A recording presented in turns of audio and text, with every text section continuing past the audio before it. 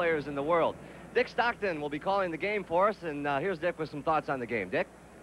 Thank you very much, Pat. And, of course, you know about the great stars in the ball game. Tommy Heinsohn, when he wore a crew cut in 1957, played in his first of 6 All-Star games at Boston Garden. Wasn't anything like this, was it, Thomas? Well, Dick, I'll tell you, what you did was show up the night before the game, and, you know, the big dinner that they had here in Seattle last night, it turned into a luncheon in those days. And then you go and play the ball game and fly out, if possible, immediately afterwards to get to your regular season game the next night in some other city. Really tough to do. Welcome to the Pacific Northwest, a place where you look around and you figure out why there is the word majestic. It is a living picture postcard. You see it, and you want to touch it. The first settlers arrived here by the Oregon Trail, and those pioneers must have thought they discovered paradise. They carved out a new homeland here with a sense of pride that still lingers. The emerald in this land of jewels is Seattle, where they've always prided themselves on individualism. And what better place to bring together the greatest basketball players in the world? Some have been pioneers, but they all are all-stars. The Emerald City is gleaming for the 37th annual NBA All-Star Game. And they have come from every corner of America to taste an afternoon of excellence. And on the 8th of February, 1987, this is the hottest ticket in town. As they arrive, they know it doesn't matter who wins or loses. It just matters that they are here to watch it. And these are the players they will be watching. We will be watching. Ladies and gentlemen, the 24 greatest basketball players in the world.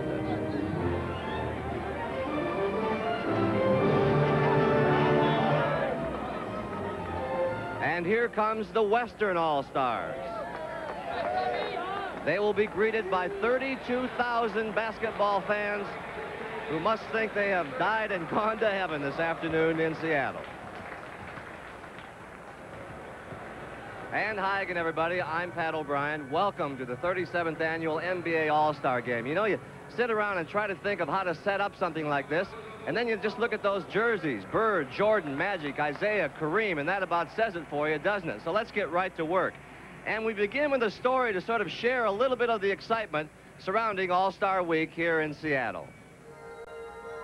Seattle, Washington is distinct without anything going on, and as host to the NBA All-Star Game, the city shined brightly as it welcomed some familiar faces. You know the names, the superstars who probably needed a deserved break from it all, but when the fans put your name on the ballot, you returned the call. In this business, many may be called, but few are chosen, and these are indeed the chosen ones. Well, there's a lot of hoopla surrounding this event, and the idea is to simply get lost in it. Why not? How often are you the best in the world? Ironically, Seattle is hosting another group of champions, the U.S. figure skating's all-stars who work the ice, not the wood. But with all due respect, the focus here is on round ball and a man who's here for the last time. Special time. And I feel this is a very, very special tribute. Everything good takes time. Everything on your mind. Well, the man who sang Dr. J's own video, Jeffrey Osborne, gave a concert last night, and the stage was set for today's activities.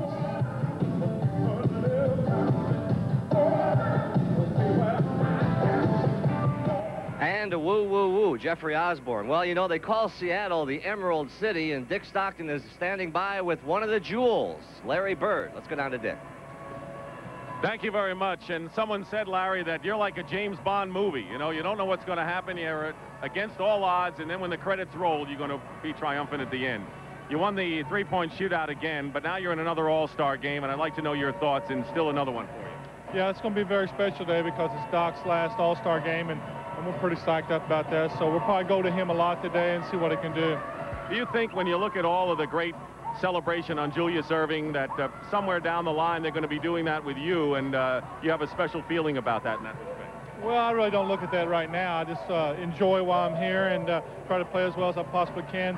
And down the road, if something happens, that's fine. But right now, I'm just interested in what's going on here. You're going to miss Julius when he leaves? There's no question. I had some great matchups against Julius Erving. I probably got psyched up playing against him more than any other player. It's just been great to go against him throughout my career, and it's just been nothing but enjoyment. If anyone can give him the good pass, you will. Thank you. All right, Larry Bird. And right now, let's go back up to Pat. Larry Bird's having a lot of fun here this week. He's been a joy to watch. Later on At the Half, by the way, we will have a special tribute to the Doc, who has indeed taught us all something about basketball and life. When we continue from Seattle, a special look at Joe Barry Carroll, who's come a long way from Joe Barely Cares. We'll be back from Seattle in a moment. Stay with us. And then there's Joe Barry Carroll, who just may be one of the most misunderstood athletes in the sport. But as with most misunderstood people, that's exactly what they are, misunderstood. This is my friend Eric Floyd here. He passes me the ball. Barry Carroll. One of the key considerations for a public person, I think, is to have a strong sense of self, to understand exactly, or to have some idea. I don't think of what you are and what you're trying to be, because... All right about that. The man who did it his way, Julius Erving. All right, this is the last go-around in one of these. It's the last go-around, as promised. And I'm just happy to be here, taking it all in. Happy to have my family and friends with me here. Happy to be here with you. Thank you. I want to know, Larry Bird says he wants to make you look good in the game if he can in this one. He wants you to go out in a blaze of glory. Well, he has the ability to do that, but the best I can do is just go out and do my best, be representative of myself, my family, and my club, and be in the right spot at the right time. That'll help, right? You've been emotional about all of the honors that have been heaped upon you and all the sentimental things that have happened. No question about it. You know, I keep thinking back to what the Denver Nuggets did, and I had tears in my eyes then, and I almost had tears last night. It could have been very easy to cry. Before the weekend's over, I probably will. All right, Julius, thanks very much. Let's go back up to Pat. He probably got tears in his eyes when he saw the 19 pieces of luggage his family had with him. We're nearing game time, but before we put the ball up in the air, we want to get you inside the players' heads. And we'll have that when we continue from Seattle. Stay with us. NBA All-Star Game. And the players on the court are getting ready. Not too much tension here. This has really been a week of fun. Okay, here is the scenario. You're a little kid with a talent in basketball. You become a star in college. Then you're a star in the NBA, and suddenly the phone rings. Out of 276 players, you're an all-star. What's it like? Watch and listen. It's like a fantasy, you know, you're living a dream. It's almost like Christmas time for a little kid. Just a great chill that goes through. You get goosebumps all over, and then you try to calm it down a little bit and say, hey, you got a game to play. I'm gonna just be thinking, oh, this is unbelievable. 24 great players here, and I'm one of them, and I'm gonna just be so excited. You think about Larry Bird and Kareem and Magic and all these guys on the same floor, and you're supposed to be one of the best players in the world, and it just doesn't hit home right away. This year is going to be very special because I get to start with Dr. J in his last All-Star game. There's anxiety, and there's eager anticipation. They use the word magical a lot, you know, and sometimes it's overused. But in an All-Star game, when players are clicking like that, it's magic. The 37th annual NBA All-Star Game is straight ahead. Pull up a chair, sit back, and enjoy. You could be in for the longest highlight film you've ever seen.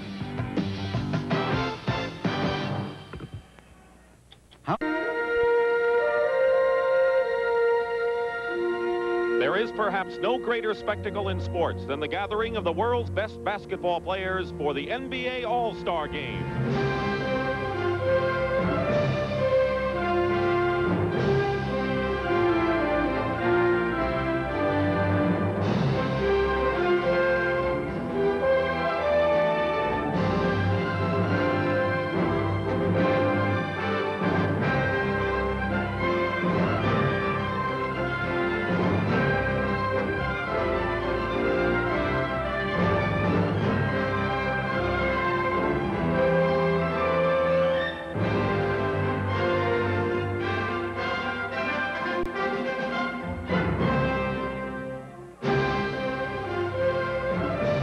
The scene is the Kingdome in Seattle, Washington, and this will be the second largest crowd in NBA All-Star history. This is the 37th annual NBA All-Star Game, and it seems to get bigger and bigger each year. And this capacity crowd, as Seattle hosts for the second time, will see the 24 greatest players. Many other great players were not selected, but that's how tough it is. And the crowd is gathered in the Kingdome to see the very best perform with the individual and team aspects as we will see today. Hello again, everyone. I'm Dick Stockton, along with my partner, Tom Heinsohn. Another All-Star game and another jewel in an NBA season. And, Tom, I've got to think that the tension has to be there. We felt it in the locker rooms before the game because these players are playing before their peers. They're right with them. They want to play as team players. They want to show what they can do. And it means different things to different people, doesn't it? All kinds of thoughts go through your mind when you're going into an All-Star game, like Tom Chambers from the Seattle Supersonics. He was selected as a replacement for Ralph Sampson. He's going to play in front of his hometown crowd. He certainly wants to do well. Dr. J, his last game, he wants to make it memorable.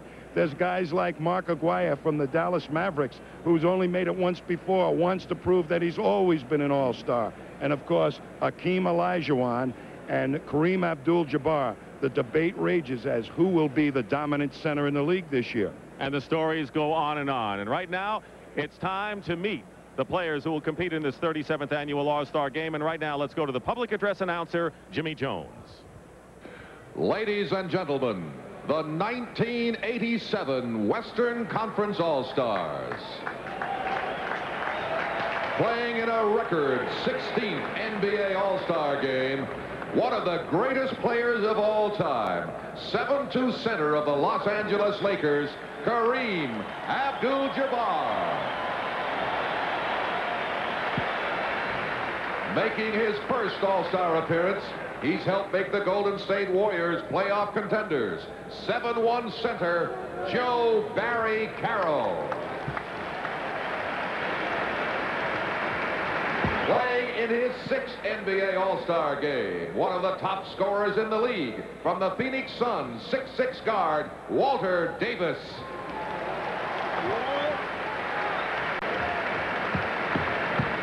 Making his All-Star Game debut, another member of the Golden State Warriors, 6'3" guard, Eric Sleepy Floyd.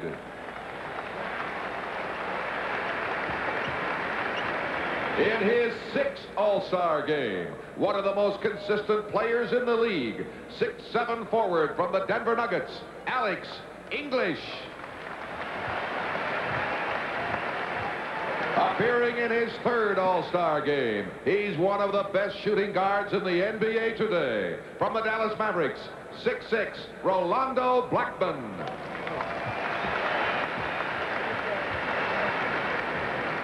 Making his 2nd All-Star appearance, the high-scoring forward of the Dallas Mavericks, 6'6", Mark Aguirre.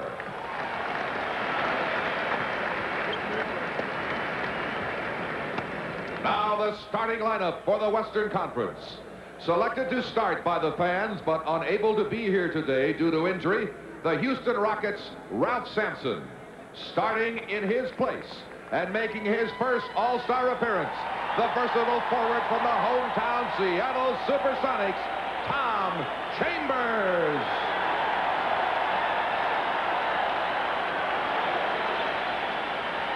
Playing in his 2nd NBA All-Star game from the Los Angeles Lakers, 6'9" forward, James Worthy.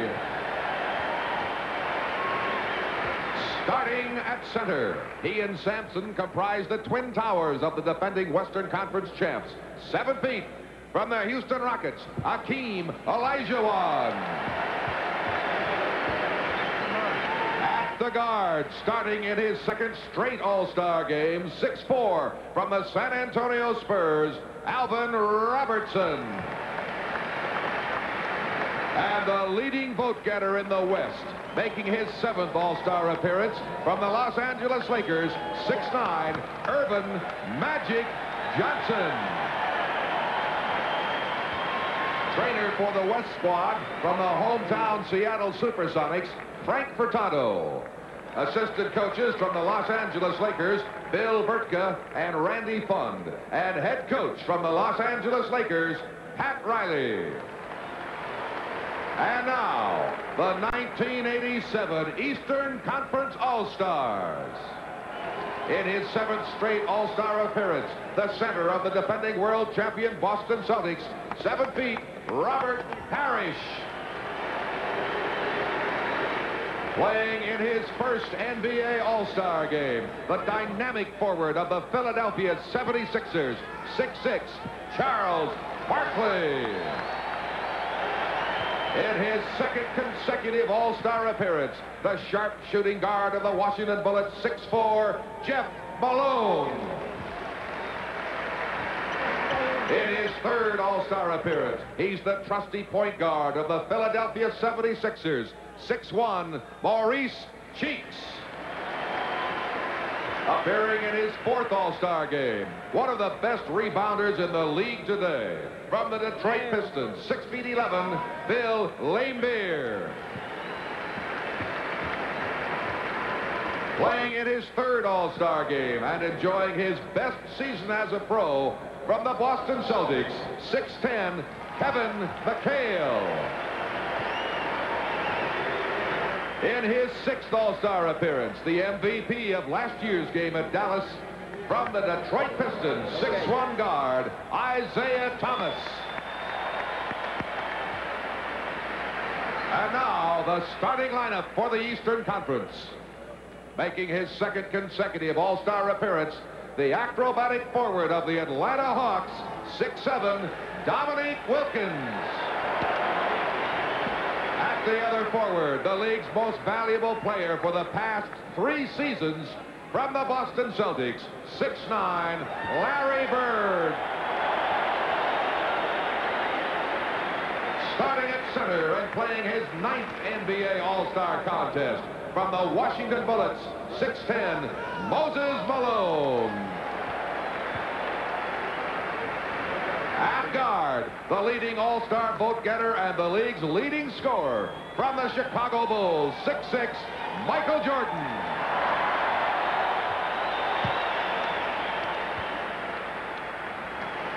Making his 11th and final NBA All-Star appearance, one of the greatest players in the history of the game, from the Philadelphia 76ers, 6'7" guard, Julius Erving.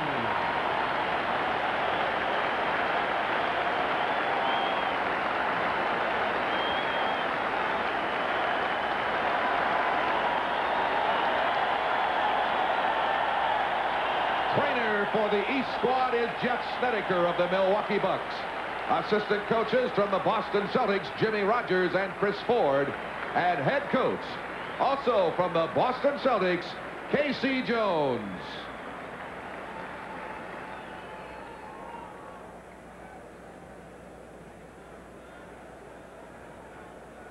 Ladies and gentlemen, please stand for the presentation of the colors by the 13th Coast Guard District Color Guard. To honor America with the singing of our national anthem, Grammy Award winner Jeffrey Osborne.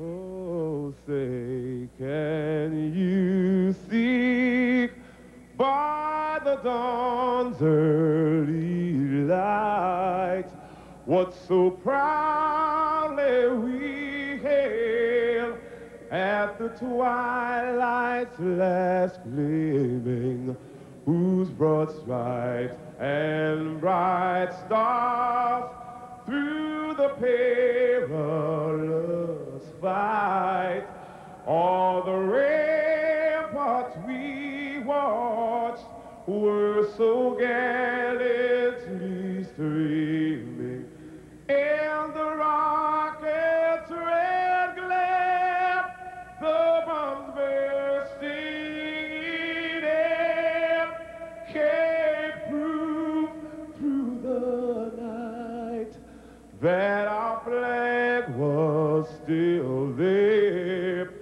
Oh, say does that star-spangled banner yet wave o'er the land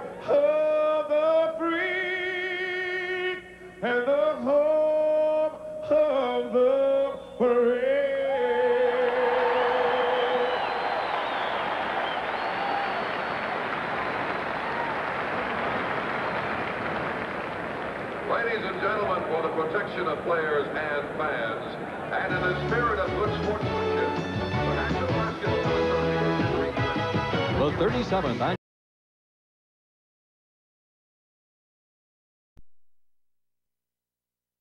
For the protection of players and fans, and in the spirit of good sportsmanship, the National Basketball Association. The 37th annual NBA All-Star Game. Moses Malone and Hakeem Olajuwon jump it up. And it's West ball. Alvin Robertson and Magic Johnson in the backcourt. Dr. J is on Alvin Robertson on the early matchup. Jordan is on Magic. And Tom Chambers missed a chance to get a roar from the crowd. Oh, boy, that would have gotten him off in fine fashion here in front of this crowd. Chambers is guarding Larry Bird. Jordan, Moses Malone, and Hakeem. And Moses teaching Hakeem something, and he taught him in Houston many years ago. You know, Dick, an all-star to me is a guy that uses some kind of physical advantage or mental advantage to get the opportunities to score or rebound. Moses Malone gets the second basket of the ball game, and Jordan steals the ball. Misses the layup, and now it's a 5-on-4 for the West. Hakeem. Good pass to Robertson, who's fouled inside. You know, I kind of break these people down into categories, Dick. There's guys that I call wide bodies that use their strength to get open, and there's some leapers, of which this man might be one at the foul line, Alvin Robertson, who use their ability to leap over people. He's also got some quickness that he throws on his defenders. He leads the NBA in steals, and he made it on his defensive abilities, which shows you how far the league has come, particularly in the eyes of the public, to be voted as a starting guard. Now, here's the premier leaper in the league, bringing the ball up right now, Michael Jordan. This is a great matchup with a great defensive player and Robertson on Jordan. Julius Erving with his first basket, the doctor who has won MVP award twice in this all-star game. Now, Magic is the guy that's going to try and create tempo for the West squad. And the lineup of the East guards really doesn't have a good push man in there, as well as Isaiah. Robertson converts on James Worthy's miss from the corner, and it's 6-4. Robertson has all 4 points for the West. Malone has 4 of the 6 for the East. Julius, and overplaying was Magic Johnson, trying to deny the pass, and he commits the foul. You watch Alvin Robertson just create some space for himself. He may not have outleaped Dr. J, but he knew how to create some space for himself. Julius making it as a guard, voted by the fans, and maybe his numbers weren't all that great, but it shows you how popular he is and has been for so many years. Doctor misses in Bird and Chambers battle. Bird keeps it alive. Chambers with a good defensive job. Three-point range for Larry. He won it yesterday. Missed shot. East gets back defensively. Magic Johnson all the way. Robertson.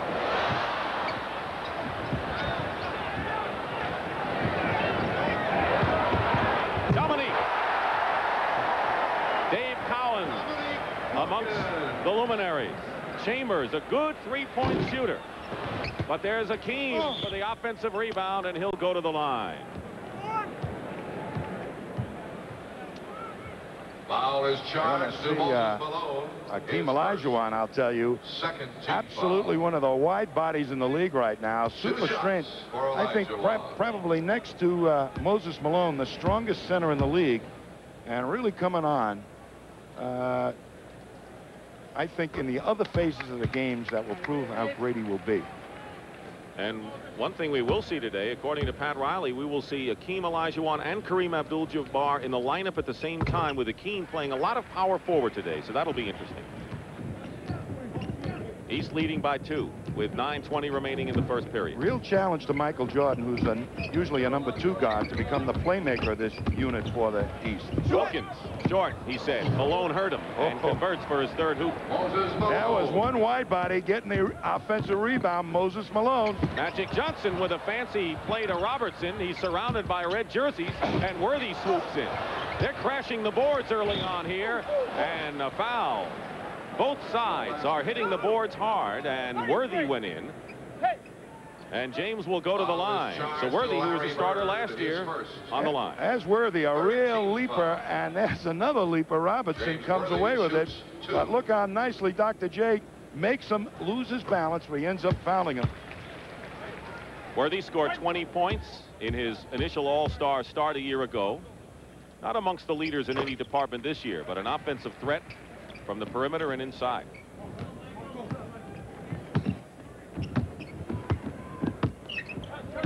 Foul was on Bird, so Bird, Moses, and Erving with a personal. 2-point shot by Bird, way off the mark. Worthy quickly to Robertson. Jordan was gambling, and a 3-on-1, and Larry Bird made a great play getting his hands on the ball. But he throws it away, and that's the kind of errant play you might see early for a bunch of guys who haven't had a chance to practice. Well, I call the next category of players basketball brains, and Larry Bird epitomizes that. What a defensive play. That was all basketball knowledge making that happen. Moses has Akeem where he wants him. Chambers. Bird was all over him with a fine blanket job on defense. Chambers gets the ball back. They're playing full court defense, it seems, as Chambers still doesn't get the roll, and this crowd is awaiting to erupt. Not yet for Tom Chambers. He's missed his first 4 shots. You get a little tight when it's your first one. Inside, Wilkins. Did not hit the rim. Magic. Great pass to James Worthy. He's done that many times before. Magic is the original creator in this ball game. And the doctor gets the basket and draws the foul. Here's Magic reading defenses. He's going to create a great opening there for James Worthy. Makes everybody react to him. That leaves Worthy wide open on the baseline. And they do that an awful lot with the Lakers, don't they?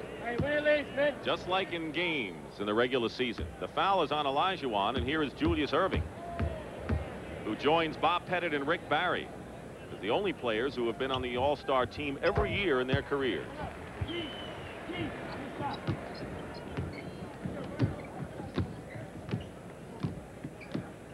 West ice cold. East leading by 3. Boy, they're sure trying to get Chambers a couple of points here. Wilkins nearly stole the ball. It's still West possession with 7:20 remaining, and he'll come in the game before long. Kareem Abdul-Jabbar in his 16th All-Star game.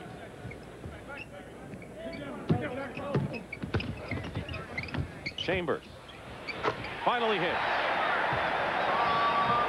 And there's Magic coming up the court, pointing the finger, saying, okay, welcome to the All-Star game. That may be the last shot they'll give him. Moses Malone missing outside, and Chambers boxes out and gets the rebound, but throws a bad pass into the hands of Moses. 3-on-3. Dominique goes up high. Wilkins has had a bad back, did not take part in the slam dunk contest yesterday.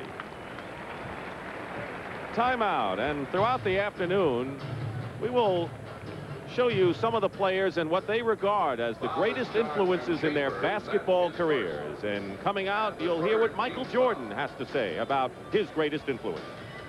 The biggest influence on my professional skills, the basketball skills, was my brother Larry. And seeing him perform on the court is like a part of me. You know, I didn't make it play any big-time college basketball, but I got the chance to follow him around and watch him do well, and I'm happy. And he used to beat me all the time, being at 5'7", and I was maybe 5'10". I probably taught him more than anything else is determination. I was determined that I wasn't going to let this guy beat me until he grew a few inches, and then I really didn't have any choice but to take a back seat. I was the shoe company in his career and had a record vote. And so pleased to be back healthy. Must have been eating him up inside not to be able to be part of this last year. Sure was, because he is a first-class competitor. Here's a key man coming in the ball game right now, Isaiah, which will help put both teams on an equal footing with the creators, the runners of the fast break. He's probably the best man on the East has to create fast break opportunities. Now in the game for the East, Isaiah Thomas. Isaiah Thomas. Said the fans want to see freedom, and that's his kind of game. 14-12, the East Stars lead, and Olajuwon gets his own rebound. Ties the game. Olajuwon is a wide body, a leaper, and a jet. He can get it up and down the court. That's why people say that he has assumed the mantle of the best center in the NBA. Bird is open, top of the key. And the rebound by Olajuwon. Bird has still not scored. Olajuwon has 5 rebounds. Chambers to Alvin Robertson. They collide, and Alvin Robertson hits. So Robertson of the San Antonio Spurs, they're the hottest team in the NBA. They've won 7 in a row and 9 of their last 10. Moses.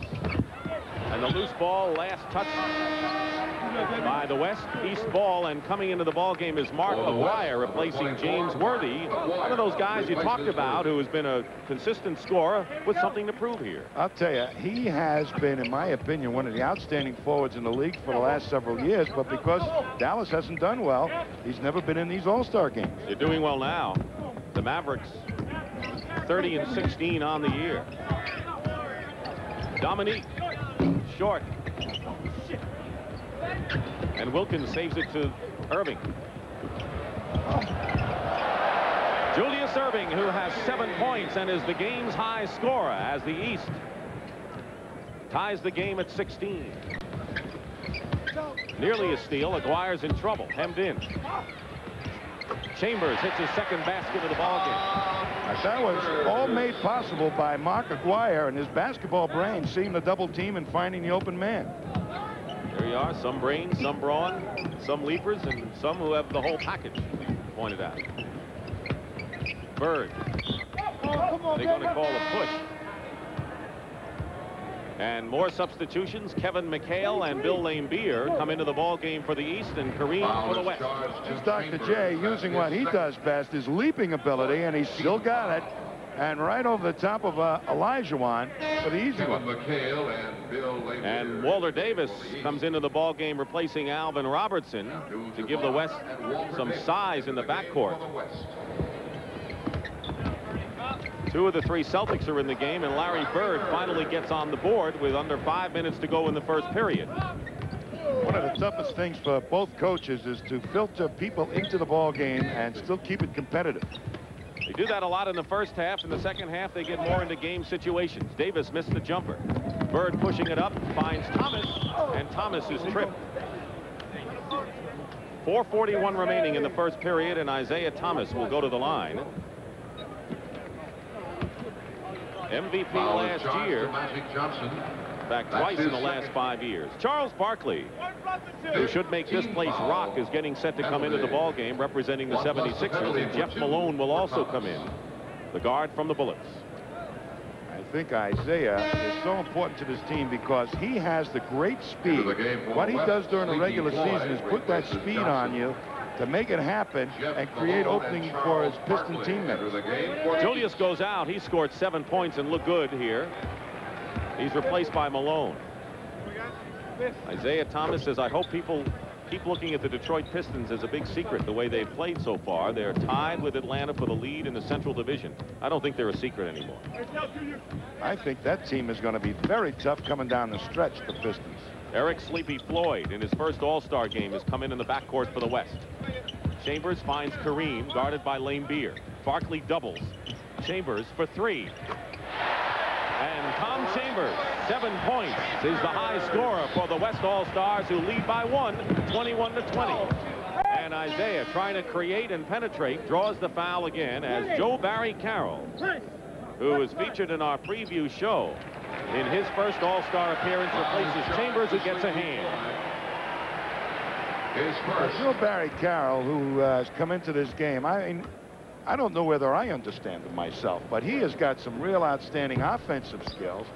When he first came into the league, a lot of people said he can't play defense, but when he was at Purdue, he used to get in foul trouble all the time trying to play defense. He showed me he wanted to play defense. 22nd timeout, and Joe Barry Carroll has been kind of a problem for the coaches at Golden State until now. And George Karl says he has come in and come through in the fourth period and Golden improved clubs. And people talk about potential coaches of the year. What about Bernie Bickerstaff and the job he's done with the hometown Sonics, who were supposed to be one of the 3 worst teams in the league? The mass infusion of new talent, how to organize it quickly, and he has. Thomas, 1 free throw, 21 all. The game is tied. 4:10 remaining in the first period. Dick Stockton and Tom Heinsohn, 37th annual All-Star game here at the Kingdome in Seattle. Barkley is on Aguirre. A lot of beef there. But Aguirre hits the shot. He's the leading scorer on the Maverick team. His favorite move that time. Spread out, create some room for yourself to jump away and get the shot off. Barkley is hit inside. Joe Barry Carroll was there. I tell you, I love to watch Charles Barkley play. I think he's got the ability to become one of the premier players in the history of the league. He's got that huge body. He can leap, and he's fastly becoming a very experienced ball handler and almost at the creator stage. He's creating opportunities for his teammates. Kareem Abdul-Jabbar with the personal foul. So Charles Barkley, who leads the NBA in rebounding and field goal percentage, and the last player who wound up leading the league in those departments was Wilt Chamberlain in his last year back in 1973. Barkley misses both free throws. Barkley's a forward. Wilt was a center. West by 2. Walter Davis finds Kareem. I don't think Kareem was expecting that pass. Jeff Malone found the wrong man. Kareem Abdul-Jabbar, his first basket, and the West up by 4, 25-21. And you see that chuckle on Kareem's face? That's an easy 2. At his age, he'll take all of those he can get. Barkley, up in the middle, draws the foul. But a lot of penetration down the middle so far in this ball game. I'll tell you, Isaiah Thomas, Dick, makes things happen. He created a little opportunity there for Charles Barkley with the pick and roll. As soon as anybody leans towards Isaiah and somebody makes a move to the hoop, they will get the ball from this man. 2 personals on Kareem and Charles Barkley, who's been the big gun for the Philadelphia 76ers, who have been having their problems as of late. Well, they missed Jeff Ruland, of course, the Sixers. They made that deal, and they figured he was the kingpin in that whole deal to strengthen their middle. And I think had Ruland been able to play, we've been seeing a different 76er ball club. They trailed the Celtics by 6.5 games at the All-Star break in the Atlantic. Sleepy Floyd. Isaiah was gambling for the steal. Walter Davis. The rebound by Thomas. 4 on 3. Thomas on the wing looked for Barkley, and they couldn't hold on to it, and it's West ball. Timeout East. 2 minutes and 58 seconds show on the clock in the first period, and the West leads Ladies the and East. gentlemen, for your continued enjoyment. It may be so, but that's not all. They let Isaiah play like he's 10 feet tall. For the kind of moves that never fail, the weapon's the choice of Kevin McHale. The same is true for Mark Aguirre. When I wear weapons, I'm on fire. Well, what can the weapons do for King? Well, I can do just about anything. You already know what you did for me. What? I walked away with the MVP. The Converse weapon, the #1 weapon in the NBA.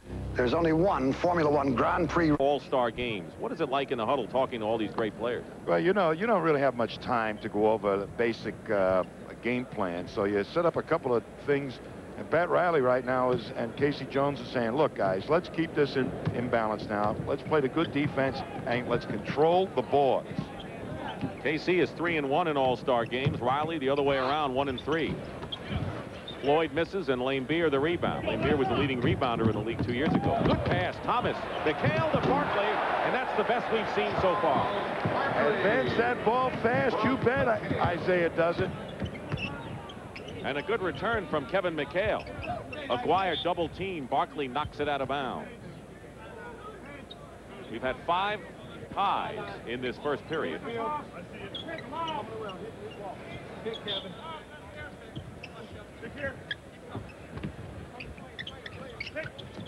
Kareem setting a screen for Walter Davis. And Walter Davis hits the jump shot. 2 Lakers watching proceedings as the West regains the lead. You got to play tough defense on Isaiah Thomas. They isolated him on one side, and Jeff Malone hits the other side. Jeff Malone, one of the best outside shooting guards in the league.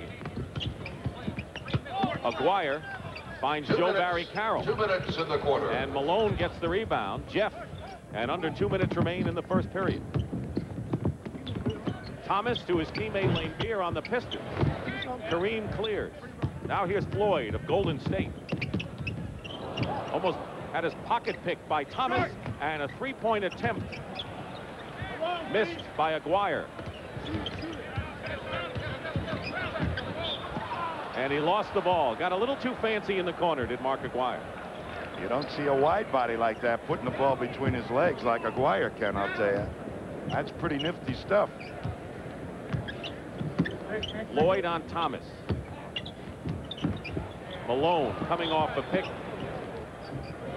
Chuck Knox, the head coach of the Seattle Seahawks, here. I think he sees a few tight ends in there and maybe a defensive back or two. Kareem was double teamed. Good pass. Walter Davis to Joe Barry Carroll. Couldn't convert. Barkley quickly gets it out to Jeff Malone. He's got McHale inside. Look at that pass to Lane Beer. Yeah. That's Isaiah at his best. And, you know, the pass to McHale wasn't a good one, and McHale had to ad-lib to get the ball to Isaiah, who set it up. Well, McHale's got great hands on the wing. 29-27, a lot of pushing going on as Aguirre and Isaiah Thomas, who are two of the closest friends, along with Magic, you'll see. You watch McHale's play here. Malone puts it behind him. McHale can just about hold it. Gives it to Isaiah, who spots his teammate Lambier streaking up the court, and that's a lot of streaking for Lambier. Called the foul on Aguirre, and his good buddy Thomas now is on the line. Two for Isaiah Thomas. You know, Isaiah Thomas and Magic Johnson are such close friends, too, that this game is of importance to them because they both like to control the pace and tempo of the game. And they talk about it, I think, during the summers when they're out playing against each other. Who did the best in the All-Star game? The East with the lead. Time remaining first period. Looking for Kareem, Lane Beer, with his work cut out for him. There it is, the skyhook. Why more people don't imitate that shot? When he turns to the right side, nobody can defend him. Lane Beer, you got to play him honest. He's a good outside shooting big man. Jeff Malone in the middle, cut off nicely by Davis. There's Lane Beer hitting the outside shot. Bill Lane Beer. And with 20 seconds to go, it's 33-29, the East in front. Sleeping Floyd has been the guy that's tried to pick up the creative ability of Magic. He had good penetration there, allowed Kareem to be wide open. Joe Barry Carroll shot blocked by McHale. 1 second to go, and that'll do it. That's the end of the Well, the quarter. last 3 years, the West has had the lead after one period. But right here at Seattle, it's the East. 33-29 after one in the All-Star game. Ladies and gentlemen, Eric, smile. Eric, smile. Eric. They damage your body, and they affect your mind. Worst of all, drugs ruin lives and destroy families, just like yours. It's not okay to take drugs. If someone tries to tell you different, say I'll pass. We're all in this together, and we want you to know. The NBA family says no to drugs. Play it smart. Don't foul out. Live from Seattle, the NBA All-Star Game is... Game. He said yesterday, he says, I'm too nice for an All-Star game. I want everyone to play, but right this time, I'm here to win. And so we'll see if Pat follows up on that. You know, I think Pat Riley is the most creative man in the NBA in knowing how to use speed in both aspects of the game, offense and defense. The West hanging in there with that poor shooting in the first period, trailing by only 4, could be a good omen for them. Floyd giving Thomas all he could handle. Davis got a piece of it, and there's Kevin McHale. Is there anyone that can defend McHale really in this league? Well, when they try to match size up with him, he can out-quick those guys, and he's got such a smart basketball brain that he picks you apart. He really got all his moves down. Kareem with another hook and a foul. No more than 4 points had separated either team before McHale's basket to start things off in the second period. Laimbeer commits the foul, and here is Kareem. 2 shots for Abdul-Jabbar. 16 All-Star games, more than anyone in history. Never been an MVP, though. I'll tell you, he is the only 7-foot-plus creator that I've seen play the game. He's probably the most effective passing center in the history of any type of basketball. He has created more easy baskets for his teammates, Milwaukee and the Lakers. Jeff Malone missing from the corner on a 2-point attempt. Here comes the West. Sleepy Floyd lost the ball. And now it's 3-on-2. Barkley on the wing. Couldn't hold on, slowed it down. Jeff Malone back to Isaiah Thomas, who got a great arc against the big guy inside. And Thomas now has 7 points, ties him with Erving. With the scoring lead in the East, Tom Chambers leads the West with 7. And Malone did a great job of finding Isaiah on that play. Floyd. 2-point shot for Sleepy Floyd. Sleepy Floyd. 37-33 the East. Laimbeer. Floyd. And it's 4-on-2 West.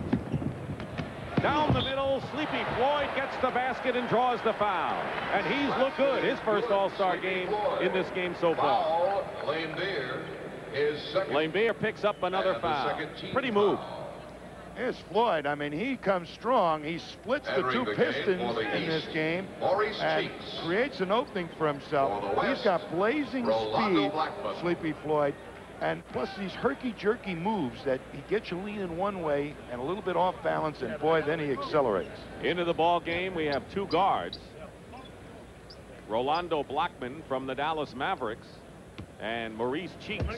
1 shot of the Philadelphia 76ers. Maybe the pure best point guard in the game. So Cheeks of Philadelphia in there, and so is Blackman. Missed the free throw. West with possession. Aguirre is fouled. Talking about guards. Well, here's the guy, Bob Cousy, that originated the middleman role. He's talking to one of his wingmen on the fast break way back then.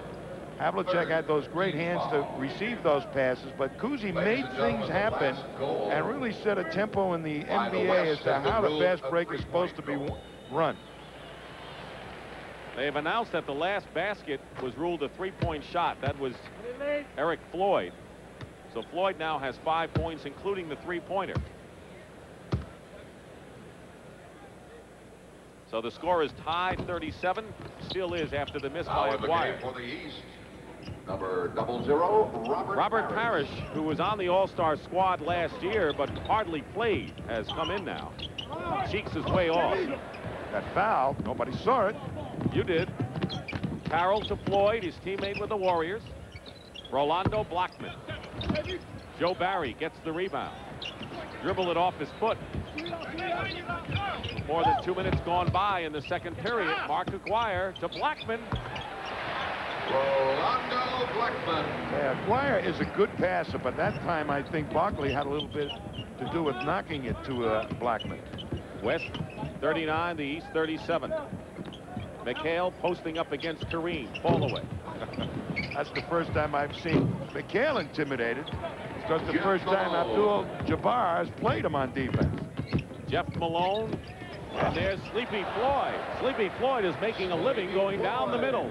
Almost in a coast-to-coast situation. And the West leading 41-39. And Eric Floyd now with 7 points. They're playing him for the pass. They're opening up the gut of the defense. Barkley misses a 3-pointer.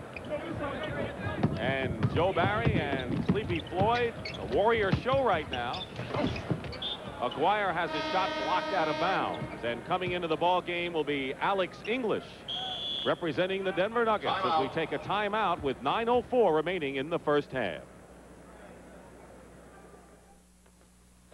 People that got me started in basketball were my 3 older brothers. There was nothing to do in Pineville but go behind the school and play basketball. They used to take me with them to play, watch them play, and that's how I got interested in basketball. Then sometime the guy would get kind of rough, you know, and he would get to crying, you know, and stuff like that. Then I would tell him, you know, hey, you know, if you want to go, okay. If you're going to cry, stay at home. Walter Davis of the Phoenix Suns has been in 5 previous All-Star games, but this has to have the most impact. He underwent drug rehabilitation and has come back all the way. And this All-Star selection will always be something special to Walter Davis. You know, that's how insidious that drug problem is. I would have said that Walter Davis would have been the least likely to have been involved in drugs. Joe Barry Carroll missing inside, knocked out of bounds. And it is still West possession as Alex English, as we told you going into the last break, has come in.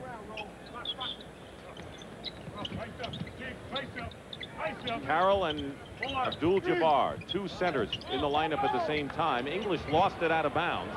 So Larry Bird, who's in there now, so let's check the rest of the lineup. It's Bird, Erving, Parrish, McHale, and Cheeks. 3 Celtics, 2 Sixers.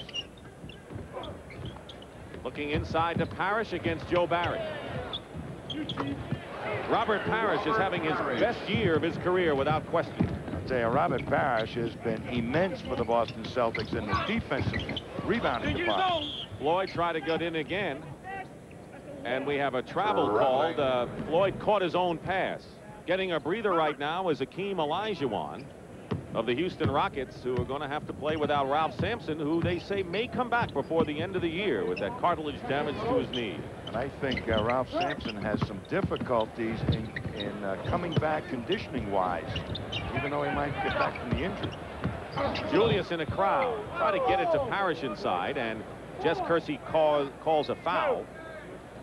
And it's on Joe Barry Carroll, and Julius Erving will go to the line. First team foul of the His quarter. popularity transcends the game. And there may have been other popular players in the game of pro basketball. He may be the most popular human being ever to play the game. I'll tell you, he, when he's in his heyday, and he's not too far off his heyday right now, I'll tell you. But what I remember about Dr. J when he would play is not only those spectacular dunks, but what it did to his teammates.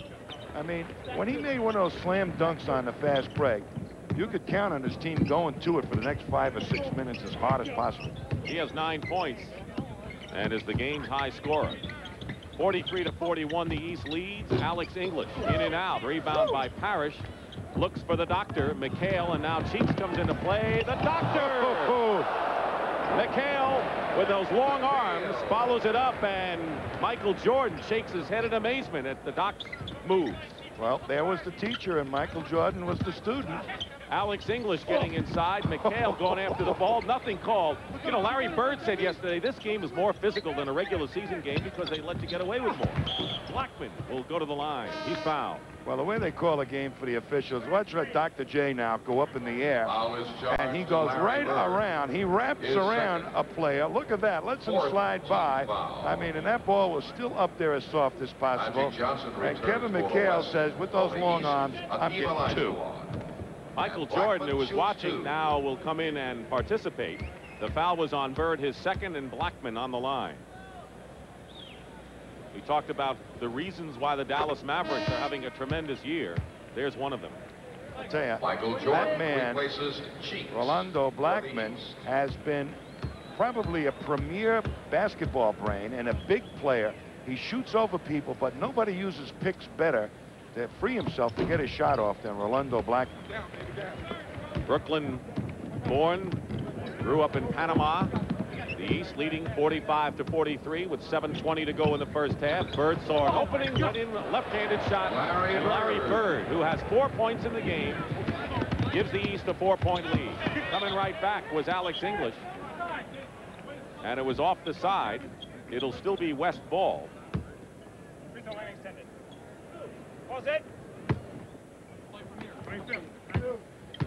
This game traditionally has been a high-scoring affair. The last time the winner had fewer than 120 points was 12 years ago. Blackman with 6 points. Boy, did he come off that pick. Robert Parrish didn't know he was there. 47-45. Michael Jordan wide open misses. I think he has to have 3 or 4 people around him, Tom. Magic to Blackman. Parrish clears. 6:40 remaining in the first half. The East 47, the West 45. It's been a close game throughout. Bird. Short. Magic. Finds Blackman. 2 more. And the West has tied the game at 47.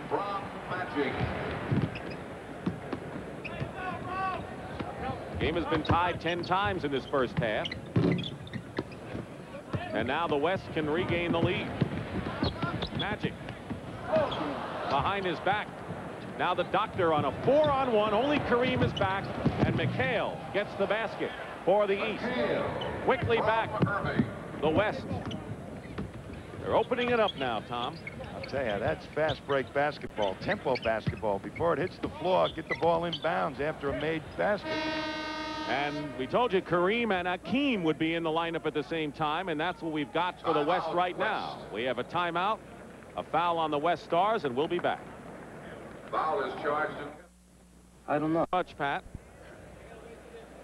Who would have thought, as we take a look at the rest of the Hall of Fame inductees, Rick Barry, Walt Frazier, Bob Houbriggs, Bobby Wanzer from the Rochester Royals, and they'll be inducted May the 5th. As Olajuwon hits the free throw, the foul was on McHale. Tommy, who would have figured with a less than 1/2 remaining of the second period that Michael Jordan and Magic Johnson would not have scored at this time? Well, I don't think Magic is really trying to score himself. He's trying to dish the ball off and create opportunities for other people. That's the creator role that he's assumed in these All-Star games. Jordan has a shot blocked by Rolando Blackman, and here comes Magic Johnson. Johnson, wide open, was English. Bird picked him up. Blackman at the free throw line. Rebound by Robert Parrish, who's already played more in this game than he did all of last year's All-Star. Jordan in the crowd. On the scoreboard for the first time as 2 Sixers watch his act. I think Michael Jordan was trying to do exactly the same thing, but you watch the defense by Blackman now as Jordan does get to the middle, but Blackman right on his shooting hand. Coming off the pick, one of the things you said Blackman does so well, but Julius stays with him. Good first move to the hoop. Blackman gets the basket and draws the foul. For a guard, Blackman has exceptional size and a very, very quick first step. So he blends a lot of physical skills, and that basketball brain side makes it all a big plus. Blackman is the first player to go into double figures. He has 10 points, and all of them coming here in the second period. 11 for Blackman. 5:05 remain in the first half. The West leading 52-51. So the three-point play gives the West the lead. Julius leaves it for Jordan. Jordan hangs in the air. Hakeem gets the rebound. Kareem Abdul-Jabbar went to the bench. They're going with a smaller lineup now, the West team. Blackman does a fantastic defensive job on Michael Jordan. Magic Johnson scores there, and that's his first basket. He's forced to take that one. 4.5 minutes remain. Right now, Michael Jordan is assuming the creator role, so he's not looking for his shot so much, but Rolando Blackman's got the long arms and the size to stay with Michael Jordan. Moses Malone and Parrish in the lineup at the same time. And Parrish hits the high arcing jump shot. 54-53 West. Blackman is fouled by Moses Malone with 4:09 to go. Dominique Wilkins will come into the ball game for the East, starting his first game. He's third in scoring. He led the league last year. And going out is Robert Parrish. Dominique Wilkins has assumed a new role for the Atlanta Hawks. Not only their prime scorer, but they're trying to make him a creator too, to find the open man when he's double and triple teamed, and he's responded to that challenge pretty effectively this year. So the 5 players who started the game for the East are in there right now, and for the West, Magic Johnson and James Worthy and Hakeem Olajuwon, and Blackman and English off the bench. 56-53, West in front. Jordan posting up against Blackman. Fine play by Blackman. Regained his positioning. They try to double. There's Dominique. Let's go. Great play by Dominique Wilkins. Well, that was like waving to your mother on a jet plane taking off at the airport. Speaking of airports and airplanes, there's Magic Johnson. 58-55, the West. Their biggest lead was 4. The East biggest lead was 6. Bird trying to find Julius. He said he'd do that. And runs into a brick wall by the name of Akeem Olajuwon. Here's Dominique on a drive, and you watch how high up he goes. And he's up against Olajuwon, who's a pretty good leaper himself, but that kiss off the top of the glass, he's got the ability now to take the blow, Dominique Wilkins, and still make the shot count. Foul was on Alex English. West with only 2 team fouls. East getting it out of bounds. Malone inside on Olajuwon. Those two have worked during the offseason for years.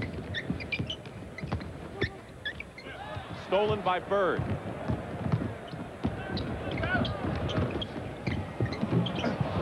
Got it away. Magic wants to break. He's got Olajuwon and Blackman. Look at the doctor. He didn't want Akeem to get an easy basket.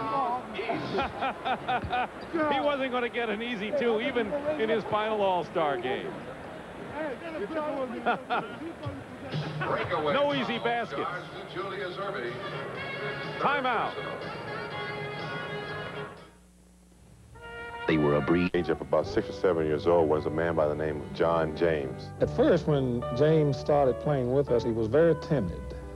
And after working with him several years, we had an opportunity of seeing him progress into a very vicious type of a ball player. He started me in the boys club where there were many activities, and therefore I wasn't able to hang out with the gangs and on the street. Here's a person who is looked upon as a model, and a very positive model for many of the young persons in this particular area. James Worthy's picture hangs on the wall of the boys club over the words "Aim high and you can reach your goals." We want to remind you, big event on CBS Sports Special. Well, they call it a breakaway foul on Dr. J. Olajuwon had a clear path to the basket, and Dr. J got him from behind, so he will get 2 shots plus the ball out of bounds. Missed the free throw. Julius has 3 personal fouls, but leads the East with 9. Rolando Blackman, red hot in the second period, is the game-high scorer. All of his 13 points scored here in the session. Olajuwon missed an opportunity to add to the West lead, but they'll get the possession out of bounds with 2:57 to go. They're not waiting until the summer. Magic talking to Isaiah. He went over to saying, Thomas. hey, we're going to take it from you here. Alex English. Turnaround, and Julius Erving. Loose ball. Magic. Talk about easy basket. Magic. What a smile he has. He's one of the symbols of this game, just the look on his face. 60-57 the West. They have lost 6 of the last 7. Malone, great move inside and draws the foul. Showed fine quickness, did Moses Malone. That's the prime wide body of the NBA right now. A man that knows how to create space for himself, get that good low post position close to the basket, and then use the strength of his body to create an opening to get the shot off. 2 shots. Alvin Robertson, who started the game at guard for the West, comes back in. Malone, who now is playing for the Washington Bullets, Alvin Robertson, who are 3.5 games behind second place Philadelphia, and it's been the Moses and Jeff show for the Bullets so far this year. West lead is 1. They have the ball. Dick Stockton and Tom Heinsohn at the Kingdome in Seattle. 37th All-Star game. Alex English. Worthy trying to keep it alive. Out of bounds. And it's still West possession.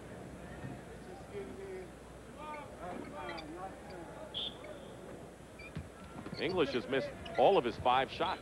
And he usually has a feather touch. He's always around the top scorers in the league. 2 minutes in the quarter. Under 2 minutes to go in the first half. Good move inside by Worthy. He went around Wilkins in one of the best moves of this game. And what a shot he put in. On the other side, Wilkins trying to come right back with it. Olajuwon. It's 4-on-1. Bird, the only defender. Magic Johnson to Worthy. What a helpless feeling when it's 4-on-1 and the man with the ball is Magic Johnson. No chance. West with the biggest lead they've enjoyed, 64-59, with under a minute and a half remaining in the first half. Jordan into Olajuwon, and that crowd oohed and ahed. That ball almost went in, but let's watch Worthy. You watch Worthy with this real jet speed. A little head fake creates the opening on the baseline, but look at him leap and then shoot it off the glass with his left hand. I mean, that's thinking, too, when you're caught in the middle of a shot. So Jordan, on Olajuwon's third personal foul, misses the first, and Kareem Abdul-Jabbar comes in for Olajuwon, who goes out with 3 fouls. Jordan has scored 40 or more points. Well, you see it, 22 times this year. Averaging 37 on the year, and could have the highest scoring average in 23 years if he maintains that mark. West 64, the East 60. Worthy from Magic in a split second. Dominique Wilkins got caught looking the wrong way, and the two Lakers, they run that play so effectively for the Lakers that you better watch out. And the West has opened up a 6-point lead, and Casey Jones wants to talk things over with 1 minute and 2 seconds remaining in this first half. Next weekend on full of the team coming out of that division if I were the Boston Celtics, because there is some power there. We've seen a little power here, and we want to remind you that the Prudential at the half is coming up shortly. We have 1:02 remaining in a tight game. 6-point West margin is their biggest of the game. The East also had a 6-point lead early in the quarter. There was a glimpse of Detlef Schrempf of the Dallas Mavericks, who just missed out in the 3-point shootout battle with Larry Bird. You'll see highlights at halftime. Michael Jordan with a fantastic move, has 5 points in the game, but he's just getting heated up. Out of bounds, last touch by Bird. West ball, and the West leading by 4. Here's the rebounding story this period, at a huge lead for the Western Stars. Kareem doubled, tripled almost. Wide open, Alex English. Kareem gets the tip in. I'll put that in your scrapbook. At his age, an offensive tip-in, a one-step offensive tip-in, boy. Great. English was gambling for the steal. Jordan for 3 points. Missed. Julius saves it to Dominique. Dominique going after it, and Kareem to Worthy. Jordan is back. Worthy! 12 points for James Worthy, and he has been a wide open court star in this first half. And it's an 8-point lead for the West, the biggest lead either side has enjoyed. Julius finds Dominique. The basket is good, and a foul. Great teamwork with 2 outstanding players on the East. You better get back fast on defense against this West, particularly if there's 3 Lakers out there, because stuff like this happens. I mean, that's the tomahawk in action. And you know, you just stop marveling at that, and before you know it, you have Julius passing to Dominique for a nifty basket on the other end. And a 3-point play by Wilkins, and it's 70-65, and now Pat Riley calls a 20-second timeout to set up the last 7 seconds of this. 3:30. Final seconds being kicked off. 4 seconds. Magic out of bounds, and it's still West ball with 1 second to go. The last 14 points for the West have been scored by the 3 Lakers in the game. Worthy, Magic, and Kareem. Magic, and that'll do it. That's the end of the first half. Pat O'Brien will be back with the NBA All-Star Games at the half from the Kingdome in Seattle after this message.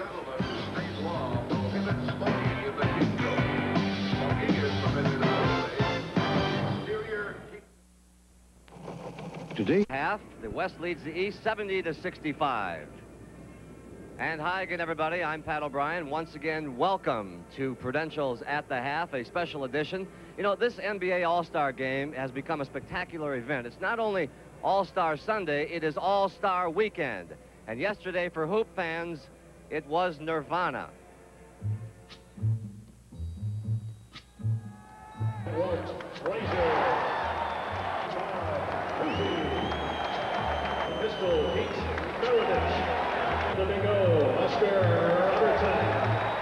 They are legends in our minds, and yesterday they returned to the hardwood one more time to make us feel good again, to stand by us one more time.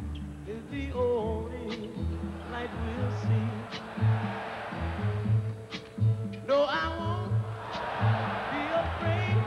Oh, I won't be afraid. Well, the wheels may need a little retreading, the fashions and updating, but the great ones still have displays of elegance. So darling, darling, stand by me. Oh, stand by me. And it provided a nostalgic backdrop for two men entering the Hall of Fame. To me, that's the ultimate honor any player can receive. And, you know, I'm just happy I was inducted. Really, the Oscar of basketball achievement, it's something I never really dreamt of. My earthly goals were a lot lower than that because that was something that I never really thought was reachable. Well, there is no doubt Larry Bird will enter the Hall of Fame. He currently owns basketball's three-point stripe and the riches that go with it. Larry's feats here are legendary as well. So is his nervous system. Pressure does not penetrate Larry. For Detlef Schrempf, a winning check would pay for his forthcoming wedding. And he came so close as Bird went into an extra shootout to survive round one.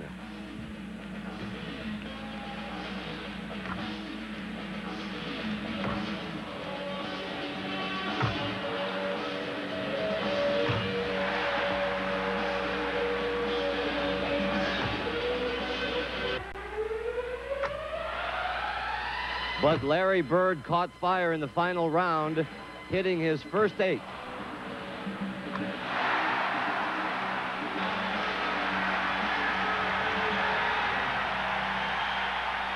And Detlef had one final shot for the golden honeymoon.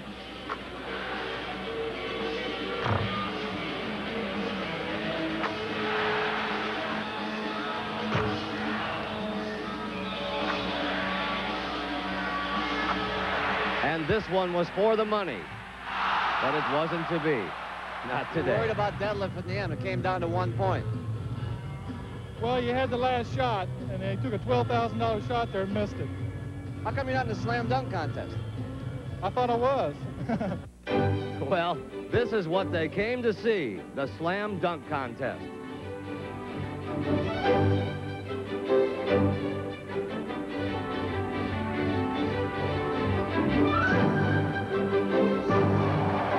Even defending champ Spud Webb decided to leave it up to the tall guys. This, folks, was pure and simple Michael Jordan's stage. And it was magic.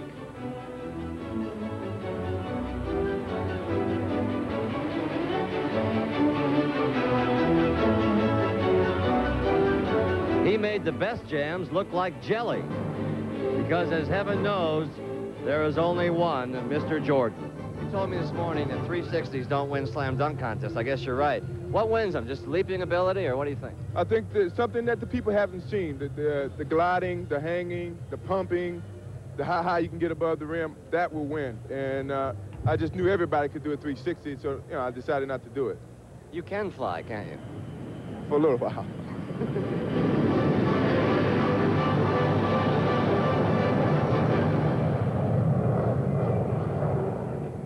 Everybody can do a 360.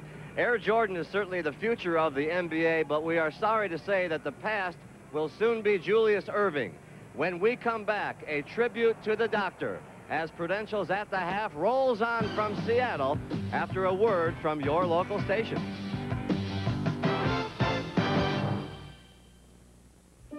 Well, you know, you walk around the Kingdome and talk to some of the fans, and each and every one of them is having a great time here at the NBA All-Star Game, and it is quite an event on this Sunday, the February of 8th. We do have some breaking news for you here on At the Half. Our producer, Mark Wolf, is now the proud father of twin boys. Lisa and the gang are doing fine. Now, Mark would be pleased to know that At the Half scooped him. He's on an airplane. He doesn't even know about it. He thinks it's a boy and a girl, so congratulations to the Wolf family. How does one say goodbye to the doctor? Well, it seems like we can't come up with enough thanks and praise for the man who has transcended the game of basketball. How do we say goodbye? we say thank you.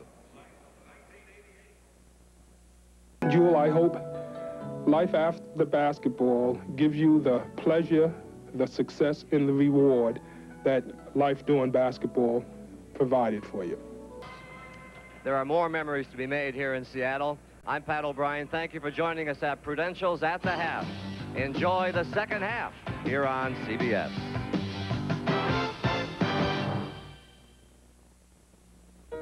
We're not a company. Let's realize that they're both in for the long haul, and they need each other. All right, that's what's happening off the court. On the court, Michael Jordan has the ball as we start the third period. The last 7 West baskets were layups, so their inside game has been working, and now the East trying to cut that deficit right now. It's Wilkins, Jordan, Bird, Moses Malone, and Julius Erving, the same 5 that started, and that's the way it is for the West as well. 5 seconds. Difference in the game has been the shooting changeovers from the first period to the second, where the West went from 38 to 52%. The Doctor wide open. Worthy high gets the ball to Johnson. The trailer is Chambers, and a great block by Julius Erving.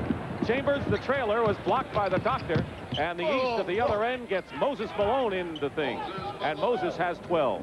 Both teams trying to get that fast break attack in high gear quickly. And no one has really taken control. I'm talking about an individual player.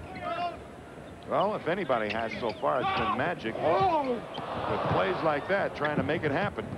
Couldn't convert the alley-oop, but it was a good pass by Erving. Wilkins swooping across the lane is short on the front rim, and Wilkins fouls Magic Johnson. What a lay-down pass to Tom Chambers, but you watch Dr. J react. You're not coming strong at me, pal. You're going to pay the price. And he got a nice piece of the ball. Off the boards, the West had an 11 rebound advantage over the East in the first half. Akeem. Bird the rebound, and the East can cut it to 1. Julius tried to force inside of Moses, and Magic, the man in the middle, to Chambers, who missed a stuff shot, claims he was fouled. But the West gets it back. Magic, and Chambers makes sure this time. Well, Michael Jordan really came from behind to knock that shot away. First shot by Tom Chambers, but he got the second one. You saw the leading scorers. Moses Malone has 12, Julius Erving 9 to lead the East. Rolando Blackman 13, James Worthy 12 for the West, as Larry Bird makes good on his 3rd basket of the game.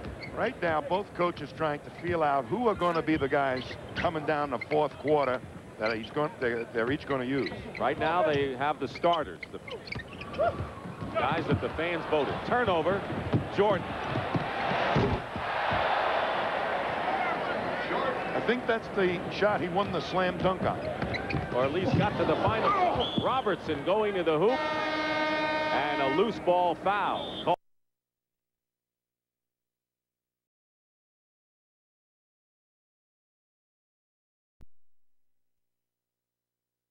Called against the West. They're going to see the steal beautifully by Dr. J, and nicely up to Michael Jordan. And I think it's the double pump tomahawk. 4 fouls now on Akeem Olajuwon. My mother and my grandmother. He was always told that he was too short to play basketball. And it worried him at first, and he would cry and talk to his grandmother about it. I always encouraged him to work hard in whatever he tried to do his best. And I tell him that now.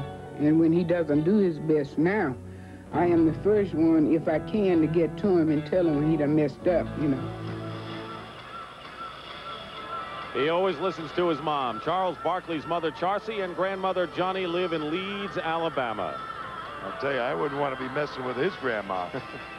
Tommy, you talk about creators, and you mentioned Thomas and Magic Johnson early. And, of course, Magic had 6 assists at the half, but the East is not one man doing all that. Everybody's trying to assume that creator role for the East.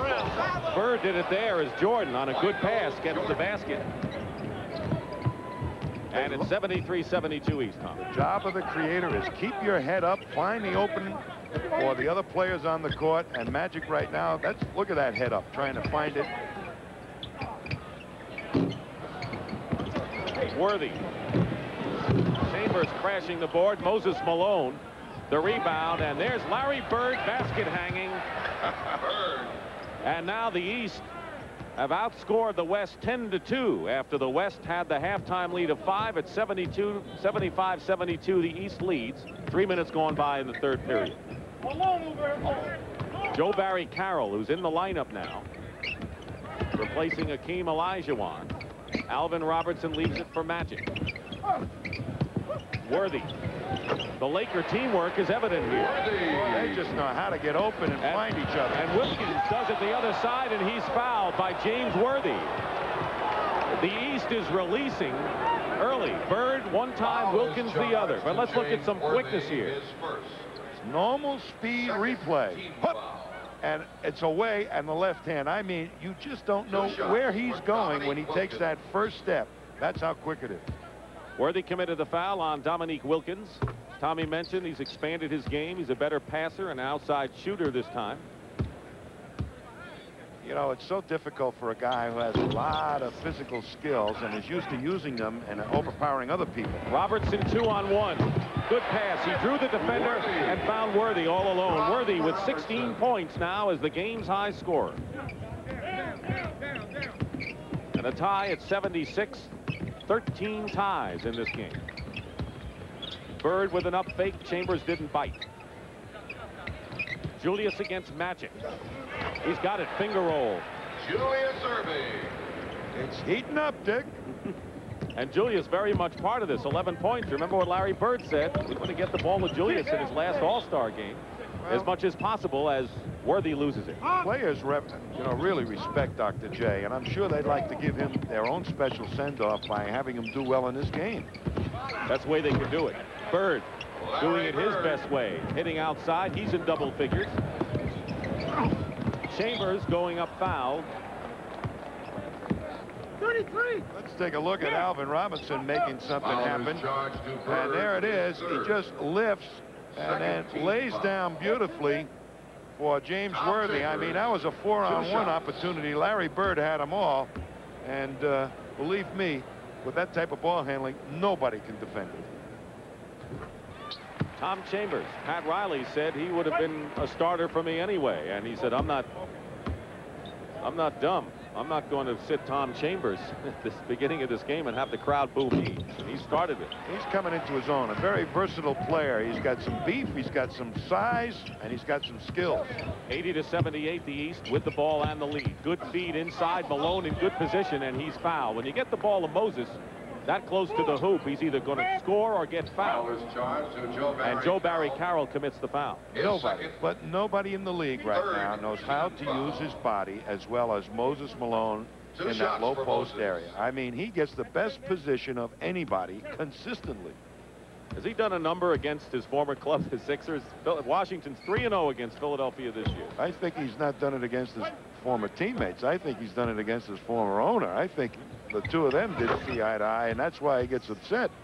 1 out of 2 for Moses Malone. The East leading 81-78. 7.5 minutes remaining third period. 37th annual NBA All-Star game. Dick Stockton, Tom Heinsohn here at the Kingdom. They double Carroll. He lost the ball. Malone took it out of his hand. Bird on the wing. Let everyone go by and hit the shot. He's getting hot now. Made the defense drop. Was really trying to hit somebody for a layup that wasn't there.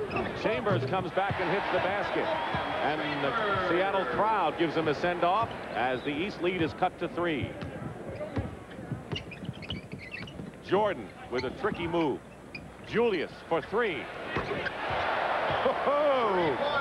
I mean, that's more important than Dr. J, that three-pointer, perhaps, than a slammer. 14 for Dr. J. He leads the East scorers. Chambers missing, and Alvin Robertson on a loose ball foul crashes into Moses Malone. It's 86-80 as the East have forged in front thanks to 4 for 4 shooting this period for Larry Bird. We're not a... And one of the testimonies of just how big this event has come is that there are 650 gentlemen and ladies of the press covering this event. And with me now is Bob Ryan from the Boston Globe. We call him the commissioner here. He's the senior Prescott, why is this game so important to cover, Bob? Well, the game itself is, as everyone agrees, the showcase of athletic talent that, alone among the All-Star games, the players can really play the game that they feel expresses their personality. You guys will be voting for MVP. Who do you think is leading so far? If it were taken right now, based on the first half, James Worthy would win, but I think it's wide open. You guys really don't get any work done this week, do you? Oh, sure. Let's go back to Dick and Tommy. One of the great experts in the NBA, Bob Ryan, who's been on the beat many, many years. And if anyone's going to find anything out about what's going to go on, Bob Ryan will. Pete Bessie of the New York Post and many of the members from the newspaper world. Since the West took the biggest lead in the game, 70-62, just before the half, the East has outscored the West 24-10. Well, they're getting their style going. Everybody with their heads up on the East, finding the best opportunity to take the shot. Magic controlling the flow of the game here for the West. Chambers batted away. Wilkins or Malone? It was Moses Malone out of bounds. Alvin Robertson made a good decision in midair to pass to Chambers. Jordan guarding Magic. Found the ball again and gets the basket. Magic Johnson gave an assist to himself. That's a first. Winding down halfway through this third period, Magic has 8.6 assists. Worthy, Bob Ryan's choice for MVP at this point, feeding Chambers, and a good pass by Worthy. You know what's unusual about Chambers? As big as he is, boy, he's that third man up on the break. That's pretty impressive. 86-84. So the East, with a big run, open up a lead. West coming back. Malone and Joe Barry Carroll banging body. Julius swooping across the lane. He is making his last All-Star game one to remember to this point. 6 for 9 shooting for the Doctor and 16 points. And they're going to have a jump ball. I got to tell you, Moses Malone had his two hands on the one arm of Magic Johnson. Walter Davis replaces Robertson. Walter Davis replaces Alvin Robertson for the West, and Cheeks is in for the East. Now look at this. They got three guys around him, and Magic rugby match, and Magic is saying, somebody please see this. I'm getting hurt. Jordan goes out. He scored 9. Worthy hustling all over the floor today. 88-84 the East. 5:20 to go, third period. Off his pick is Davis, Chambers, and Cheeks reaching in, also guarded by Bird. And the foul will be against Maurice Cheeks as Kevin McHale replaces Dominique Wilkins. More size in there now for the East as Wilkins goes out with 9. Mark Aguirre comes in for Worthy. Kevin McHale for the East. 2 shots. Well, they give up a little speed, but Aguirre gets it done in close to that hoop and from the outside. So with McHale coming in and Aguirre coming in, it looks like that we're getting more of the big beef at this juncture of the game, and the East leading by 3. Tom Chambers representing the Seattle Sonics, 1 out of 2. Reggie McKenzie, former Seahawk and Buffalo Bill lineman. Julius, Cheeks, McHale, no basket. Foul before the shot. It's Joe Barry Carroll. They are really searching out the best opportunity shot that the East Ball Club. And that's what's created the little lead that they have right now, but doing it very, very effectively. Maurice Cheeks will be on the line, and we'll go over to talk with Casey Jones. You know, I love Maurice Cheeks. I mean, there's a guy that goes out and plays absolutely tough defense. He's a jet. He's one of those guys that uses speed, but he does it, I think, more defensively than any other way. I'd hate to have been a guard and played against Maurice Cheeks because you'd never get by him. At least I wouldn't. Charles Barkley comes in, replacing Bird. So right now there are 3 Philadelphia 76ers players in the lineup, and Moses Malone, an ex-Sixer, team with Kevin McHale. And it's 90-85. The East leads, just under 5 minutes to go in this period. Every member of the East squad is in the scoring column. Cheeks the last. Walter Davis. Rebound, Moses Malone to Cheeks. He's got Doc and Barkley on the wings. Familiar faces. Cheeks try to get it to Moses Malone, knocked away. Erving slowed up Davis. Magic tried to get it to his pal Aguirre and threw it away. 16, the magic number. Let's see if some of these Sixers play it together. That's probably why they're in there along with Moses Malone. Casey Jones says, I think he remembers those ex-teammates. The doctor over Davis, and Julius Erving has 18 points and a round of applause from Robert Parrish on the East bench, and it's 92-85, the East. It's their biggest lead of the ball game now. He's taking over here in the third. Carroll, foul going up with a hook. Now that's the problem a young player has in developing a Carroll. He read the defense, tried to fake through it, and still somebody managed to get a hand on the ball. Even though he ends up on the foul line, he'll be thinking about that block shot anytime he plays against the man that blocked the shot most. With Kareem coming in now, Tommy, two centers, Joe Barry Carroll and Kareem are in there, so two big men up front, teaming with Davis, Magic Johnson. Rolando Blackman is going to come in and give Magic a breather. There's Bill Laimbeer, who is going in for Moses Malone, who has labored hard and has 13 points and 9 rebounds. Well, Magic needs a blow, I'll tell you, because he's been running the whole show here for every minute he's been on the floor. But that's nothing new to Magic. 92-87. He'll be heard from. 3:40 to go. Alex English is the only player who has not scored yet. Barkley using his body against Aguirre. That's body against body, blocked by Joe Barry Carroll. Sleepy Floyd has his pocket picked for sure this time by Mo Cheeks. Cheeks to Barkley to McHale. That's why I think Barkley is going to be a great player. He had a shot blocked, and then he comes up and he kept his cool and made a perfect pass to McHale. 3:10 to go, third period. Carroll goes up, Barkley the rebound. East owning the defensive glass right now. Keep in mind they were out rebounded after the half. Kareem is guarding McHale. Not going to fake Kareem out, Kevin. Laimbeer hits from the baseline. What an asset Laimbeer has been to the Pistons with that outside shot, playing with a guy like Isaiah. Boy, that takes the center out of the defense. Got to go out and play Laimbeer. It makes it easy for Isaiah to penetrate. Davis misses out of bounds, and they're going the same way. And of course, Laimbeer, one of the best defensive rebounders.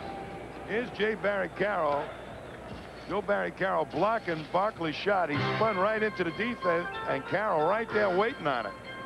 Julius Erving is the leading scorer in this all-star game with 18 points.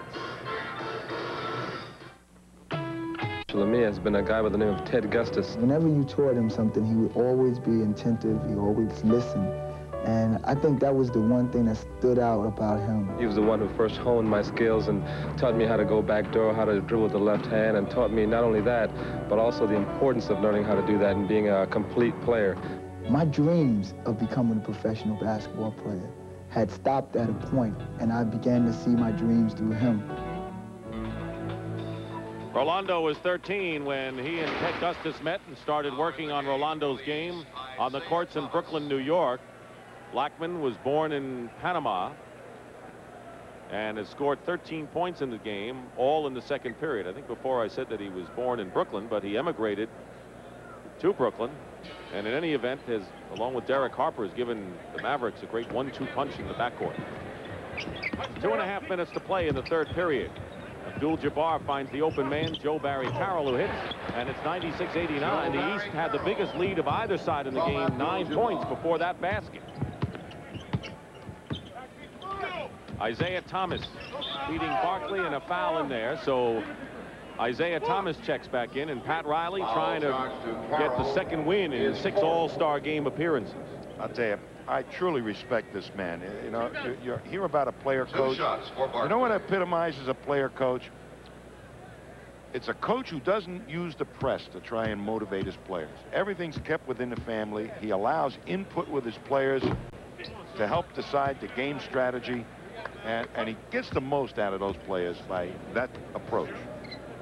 He's got them playing on a different level this year when a lot of people thought that they would just fall back down after what Houston did to them last year in the Western Finals. It hasn't been that way. You know, the other great thing, Dick, he admitted that he may have made a mistake by trying to pack the Lakers with a lot of big players when speed was his game. Well, he needs better than 35% shooting for the West to come back in this game. It's 97-89 the East as we come down to 2 minutes to go in the third. 2 minutes. Aguirre 2 minutes in the quarter. missing, and Barkley comes out of the pack 3-on-2 for the East. Thomas goes back to Barkley. That one got messed up, but Cheek saved it. Lambeer missed. McHale. Oh! Barkley.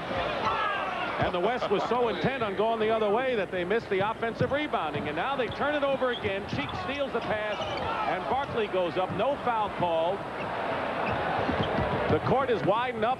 Walter Davis buries a three-pointer for the West. It's going to get him back in chunks, Walter Davis. A 7-point game, 99-92 in favor of the East with 1:20 to play in the third period. West led by 5 at halftime. Double teaming all over the place.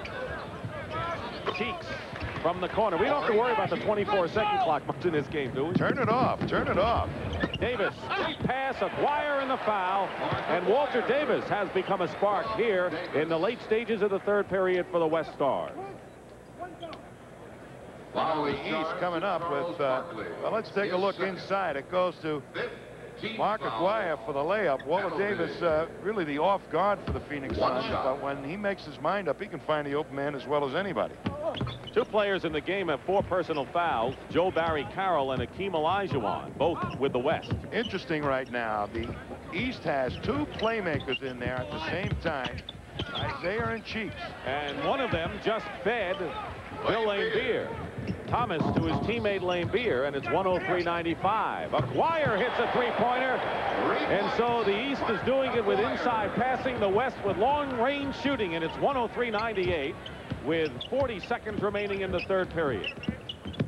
They've turned it up a notch. McHale from Thomas. Great passing by Isaiah Thomas. McHale with the basket, and it's 105-98. Floyd is fouled, penetrating. I'll tell you, up that pass that Isaiah made, McHale only had a half a step lead on Kareem Abdul-Jabbar. That's how finely tuned his passing game is, Isaiah. And here's Sleepy Floyd. Joe Barry Carroll said the other day he was impressed with the way he has made a transition from off guard to point guard this year for Golden State. Now he finds himself an all-star. I think he has all those abilities. However, he's got to develop the experience in finding and using the options and running a ball club. And that takes a little while. 9 points for Eric Floyd. 20 seconds to go in the period. 14 on the shot clock. It's a 5-point East lead. McHale on a pick and roll. Nothing going. 4 seconds on the shot clock. McHale. Kevin McHale. Never block his shot. 4 seconds remain. Floyd finds Davis. 1 second. It would have counted had it gone, but that is the end of the third period. The East leads by 7. They've turned it around here in the third period. And we'll return to the 37th annual NBA All-Star Game after this word from your local station. This is CBS. I'm 84.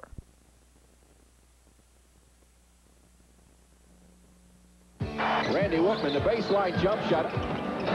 Wow! Michael Jordan takes it. Shot by Jordan. Good! Isaiah quickly up the right side. Isaiah will go all the way to the baseline. Scoop and score. What a shot! Magic Johnson down the middle. Oh, no look pass to Johnson. Slam dunk. Bird to Vincent to Bird. Over the backboard. Oh. America's game. It's fantastic. Coverage of the 37th annual NBA All-Star Game. 9 points in the third period, and there's the way the scoring has gone. The shooting has gone thus far. And the West has come back with twin towers, Kareem and Akeem. Along with Davis, Blackman, and Aguirre. So 2 Dallas Mavericks are in there now. Olajuwon trying to get it to Kareem out of bounds, and they're going the same way. It's West ball. I'll tell you, Casey Jones, you want to read about something very interesting, get his book Rebound, because this man has come back from failure, what he considered failure, to become one of the outstanding coaches in the NBA. Sleepy Floyd missed the three-pointer, and then the rebound is put up by Walter Davis. And it's 107-102. So the West trailing now by 5. Thomas throws it away. At the conclusion of the game, Tom Heinsohn and I will select the Miller Lite Player of the Game. In conjunction with the award, Light Beer will present a check in the amount of $5,000 in the player's name to the Thurgood Marshall Black Education Fund. And Commissioner David Stern will make the presentation. Bouncing off bodies inside, and Akeem and Barkley, and it was Akeem that went flying, and the foul, loose ball is against Olajuwon, and that is his 5th personal foul. Olajuwon has 5. Well, I tell you, you never think a guy would foul out of an all-star game, but it could happen. Less than a minute gone by. Alley-oop. Thomas to Erving, doesn't go. Ball hit the rim. Floyd to Davis. McHale got the rebound inside of Akeem. Thomas. This may be the period that Isaiah Thomas lights up. Well, he is the man that can make it happen as a penetrator. You better get back and cover him up. Eric Floyd penetrating, doesn't get the basket, but draws the foul as Tom Chambers reports into the game, and Akeem Olajuwon goes out. Foul of the quarter. Back in the game for the West, Tom Chambers. Chambers is in there again. Tom Chambers, who started, has scored 16 points. Worthy also has 16. They're the scoring leaders for the West. Julius Erving, 18, and Moses Malone, 13, are the top scorers for the East Stars.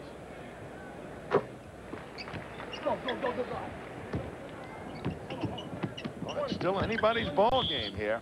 And a 20-second timeout. Floyd making both free throws.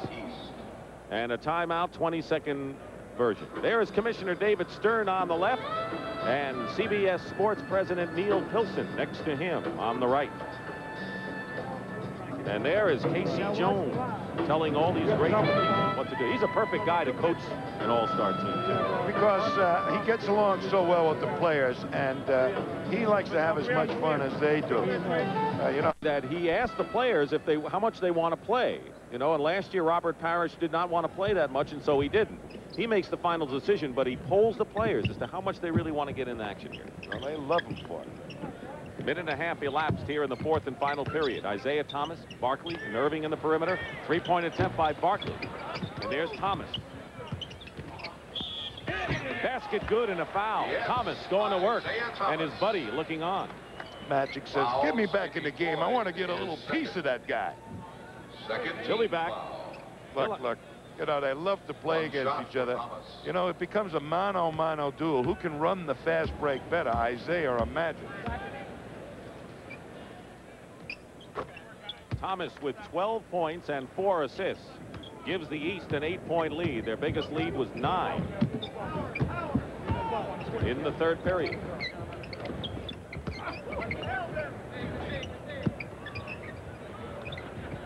Davis, a good fake. Good move by Davis. Malone went without the ball, but there was Barkley.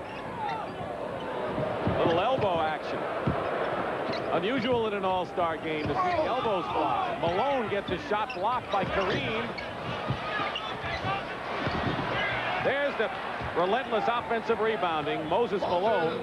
Vintage Moses Malone, Dick. Staying with it. Floyd, foul. He has found the openings in this game as Eric Floyd. Timeout, 9:34 remaining in the 4th period. Still anyone's game. Timeout. If you can dream it. They have the pregame luncheon, and then, of course, they followed those blue lines, and they ended up right there watching this. Big building here, the Kingdome, Richard. And the attendance, 34,275, the second largest crowd ever to see an All-Star game. Indianapolis 2 years ago was the top.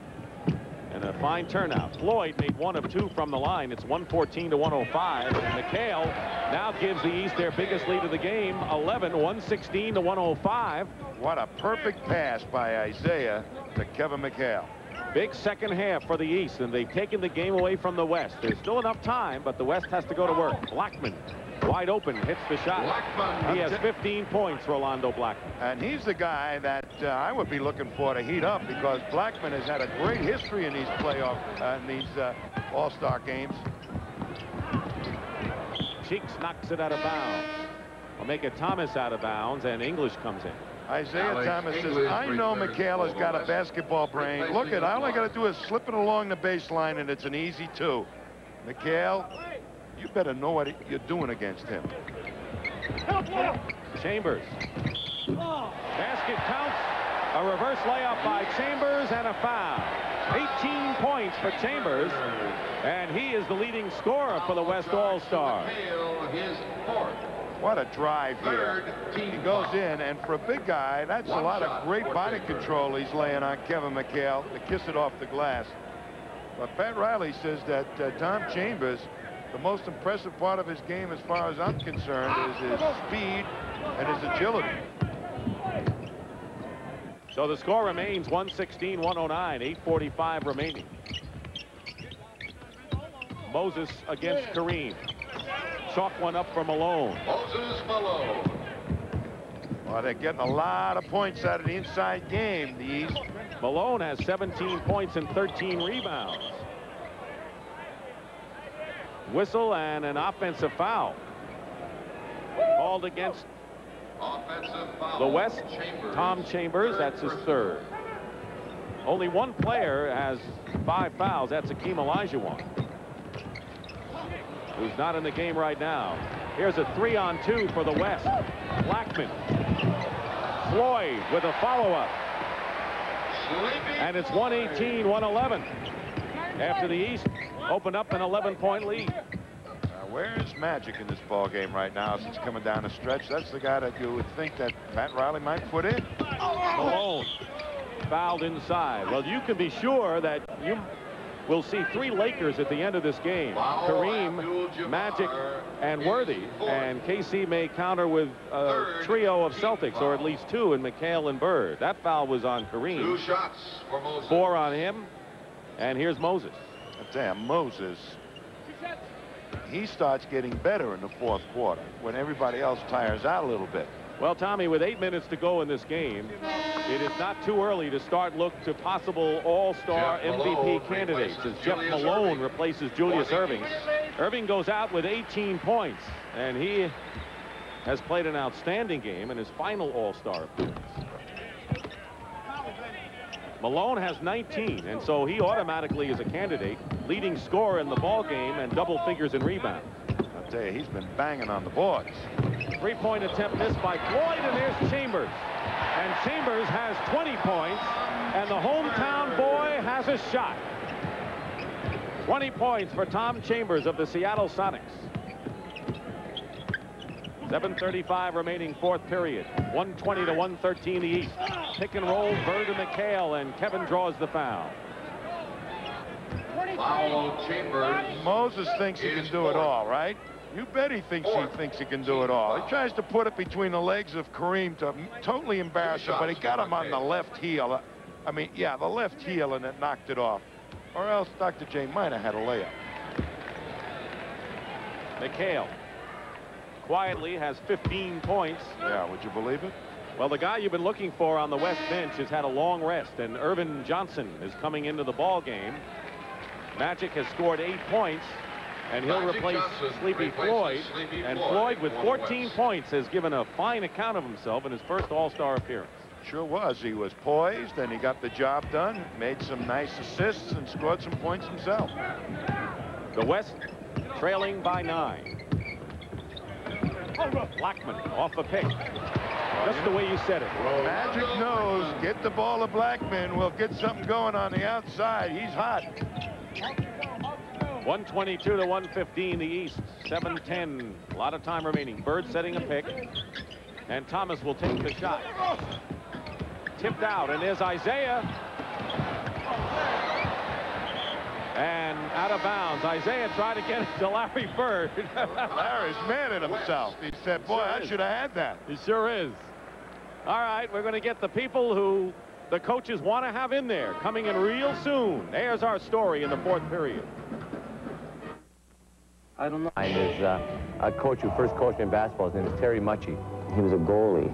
So we'd come to basketball practice, and shortly after basketball practice, you could find him down on the ice rink, and he was, sitting in the goal. He had a really creative mind, and he didn't care if we played around and goofed around and ran around, and he just wanted us to have fun. But he enjoys everything so much, and it's almost like you can turn the switch and bang, he is the best man on the floor.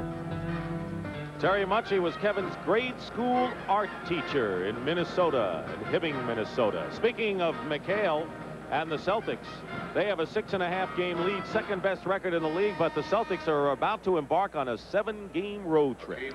I'll tell you, their road trip will be a real challenge for the Celtics because they've been accused of using their first 5 for an awful lot of minutes, and that bench, it's got to produce on the road. One of those road games will be against Kareem and the Lakers next Sunday on CBS.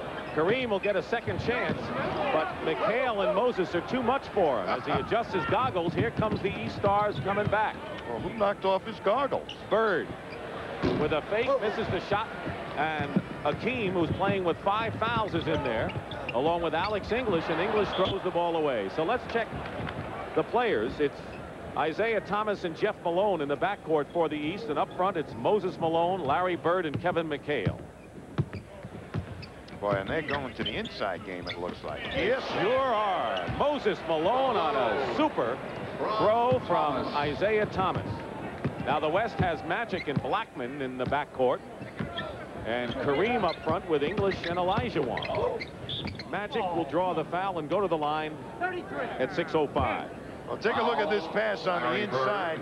He's really looking down into McHale. He sees McHale is covered, but Kareem also had his attention on McHale. That left Moses wide open, and that's the creative type of thing that Isaiah can do. You know, Magic this season, Dick, has taken more of the offensive load on his shoulders for the Lakers than he has in the past, and hoping to spread it out and save Kareem a little bit. So we may see Magic going to the offense, taking his shots here in the fourth quarter a little bit more. Larry Bird gets the hoop for the East. Bird now with 14 points. It's 126-116. 10-point lead for the East Stars. Blackman inside, and Moses quickly out to Thomas. 3-on-2 break. Jeff Malone finishes it off for the East Stars, and the biggest lead of the ball game for the East now at 128-116. He dummied the defense. He waited till Malone got out there, looked him off, made the beautiful pass. Well, the West made a big push late in the first half and took an 8-point lead, but the East has controlled the second half. They have their biggest lead with 5:33 remaining in the fourth period.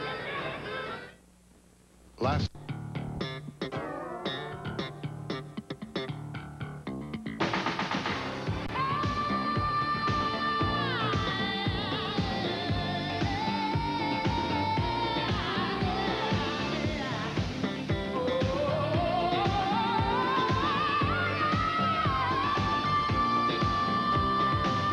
Jordan. It's all in the imagination. Back here at the Kingdome in Seattle for the 37th annual All-Star Game, and the East is leading by 12. And a week from today, Tommy, will be the trading deadline.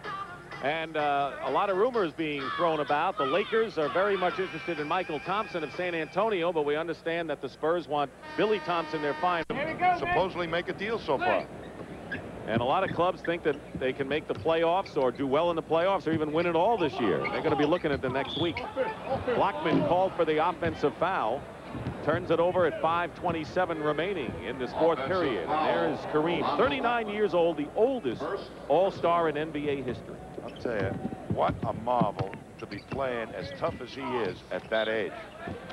East turns it over on the other end. And the West down by 12. Magic Johnson, their spark with Blackman, Worthy, Chambers. And Olajuwon, who's playing with 5 fouls. Chambers goes for 3 and hits it. That's a way to get some of it back. Well, Olajuwon read the double team, and Chambers found himself open. Get that 3-pointer. 5 minutes to go. Malone try to draw something, a foul, anything. Jeff Malone in 3-point range. And Olajuwon clears the rebound, and a chance for the West to cut it to 7. Magic. Blackman. And almost had a chance for a 3-point play, but the ball didn't roll that way, and he'll shoot 2. Well, Olajuwon get that rebound and got it into Magic's hands. I'll tell you, Magic to me is going to try and make something happen, either by himself. If he's got the shot, he's going to be looking for it, or get it going on the break. And Michael Jordan will be the next man to re-enter the ball game, and so will Dominique Wilkins. And here they come. Going out, Jeff Malone and Kevin McHale. Return for the East. Replacing Jeff Malone. 4:42 remaining in the 4th period. Well, let me tell you, there's some interesting stuff going on right now. They're trying to keep Dominique will probably try and stay with Worthy.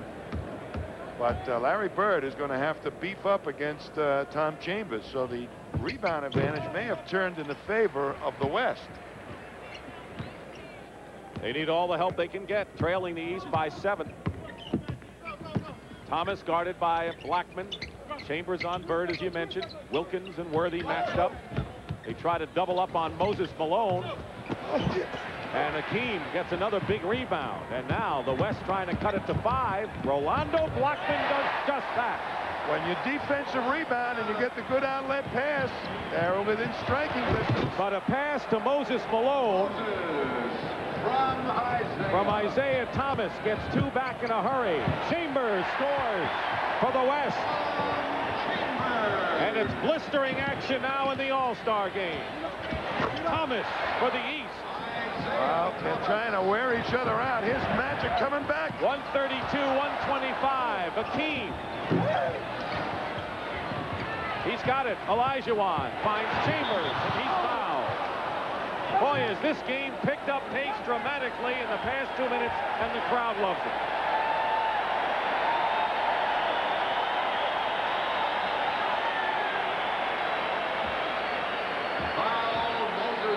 Moses Malone with the personal foul, and Tom Chambers, who deserves to be an all-star. Look at his numbers compared to Larry Bird this season. Pretty close. 132-125 with 3:46 to go. A chance to cut it to 5. McHale comes back in. And Bird goes out. He has scored 14 points. Malone with 23, Moses that is the leading scorer for the East. Chambers has 26 for the West. Well, that move was to give the East another low post option. McHale for Bird. Nearly a steal by Magic. Michael Jordan controlling. 132-127. Last touch by Malone, and it's West ball. And this crowd very much in this game. And a chance to come back. It was a 12-point lead for the East. Akeem. And it's now a 4-point game. 3-point, 132-129. Well, Magic is making it happen. He's penetrating, and he's putting the ball on the glass, or he's passing it off.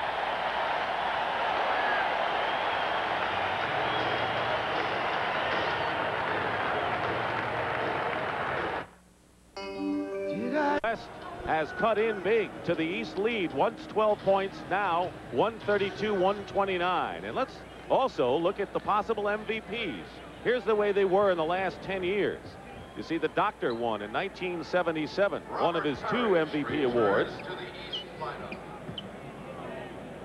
And Isaiah Thomas 2 of the last 3 years. And Magic has never won one, but maybe today. Loose ball, and Thomas saves it in the backcourt. 6 on the shot clock for the East. Michael Jordan, big basket. And it's 134-129, under 3 minutes to go. Well, Magic's going to run it down their throat, try to create something. Blackman, if it goes, it'll count, and he'll go to the line. And Robert Parrish has come in the ball game for the East All-Stars. So Parrish and McHale, 2 Celtics are in there now. And Blackman will shoot. The foul is on Michael Jordan. The key right now is to try and slow up the West's fast break. That's why Casey Jones brought Parrish in. Give Moses a little break and see if Parrish can do that defensive rebounding.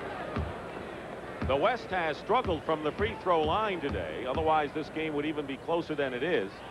They have missed 8 free throws. 134-130. Again, a high-scoring game, and that's the way it is. And now offensive foul called against the East. Offensive foul. Looked to me like they were trying to work the McHale-Chambers matchup. Michael Jordan committed the foul. Second personal. 4-point game.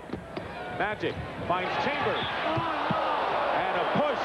McHale feels he got all ball. But a personal foul is charged, and Tom Chambers will go to the line to try to cut the lead to 2. Little pick and roll. McHale has to protect a little bit. Here's Parrish coming over. It was looked to me, yeah, looked to me like he got nothing but ball, but Parrish, yeah.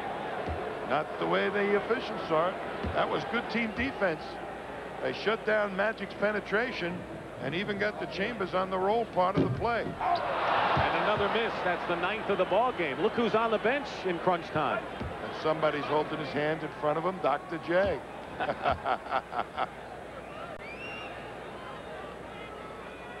Chambers has 28 points. He's 10 of 20 from the field.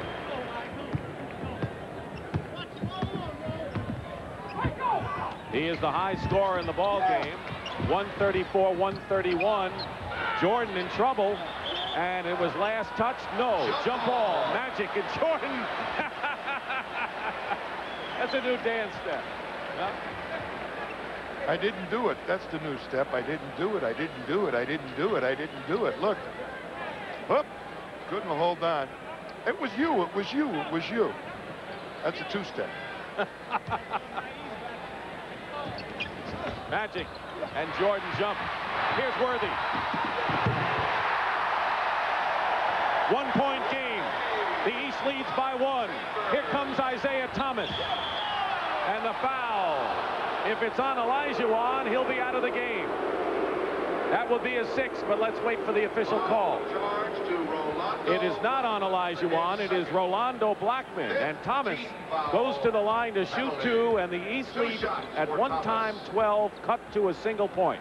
Here's the challenge in this game right now. Do you have an inside game that you're confident enough with to go to? Magic get the ball to Olajuwon. The East has been doubling him very effectively. Hasn't been able to turn it loose inside. Or do you penetrate yourself right now? Worthy. The lead is 3. Chambers cuts it to 1. 30 points for Tom Chambers, and he is a real MVP candidate. Playing in his hometown, starting because Ralph Sampson was hurt. Wasn't named to the All-Star team. Jordan with a great pass to McHale, but out of the pack comes Worthy. And a chance to give the West the lead. Offensive foul. I mean, that's taking one right there. You wouldn't think Isaiah Thomas would step in front of James Worthy, but that's how important the game is to him. Man, you don't step in front of high flyers like that. Tommy, I think showtime is over in this All-Star game. You got it. They want the W. There's a time to think of pass off the jump ball, and I'll tell you, one bounce, it just sat up there perfectly for Worthy to take advantage, but Worthy, with that great speed, also made it happen. Tommy, in 1966 in Cincinnati, Adrian Smith, an unlikely candidate, scored 24 points and won the Most Valuable Player award in an event he'll never forget, and in fact will go down in All-Star history. And right now Tom Chambers is in that position, having scored 30 points, 14 this period, and a key full court pass to Worthy for the last basket. Well, the East has made some change. Larry Bird back in, along with Jordan, Isaiah, Moses back in, and Kevin McHale. And the West has Blackman and Worthy and Magic Johnson, Chambers, and Olajuwon. 1:33 and 17 on the shot clock. Watch him go for Moses. Bird, top of the key, wide open. Rebound, Olajuwon. And again, the West can take the lead, but Jordan nearly snuffed that one out.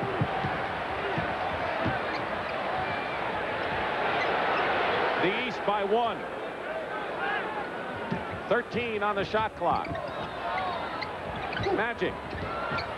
Chambers blocked by McHale into the hands of Bird. And the West misses an opportunity to take the lead there. McHale. And Blackman can't get it down court. Now Magic with 49 seconds. Magic.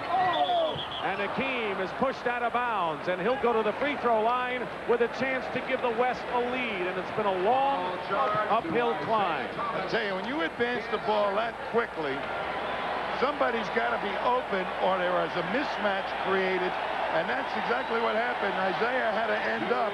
And Julius Erving comes in the ball game, his last appearance, and Casey puts him in with 45 seconds to go. Well, he's no stranger to clutch situations, either offensively or defensively, and he can make the big play either way for you. Hakeem is 5 for 7 at the line, and we have a tie game at 1:36.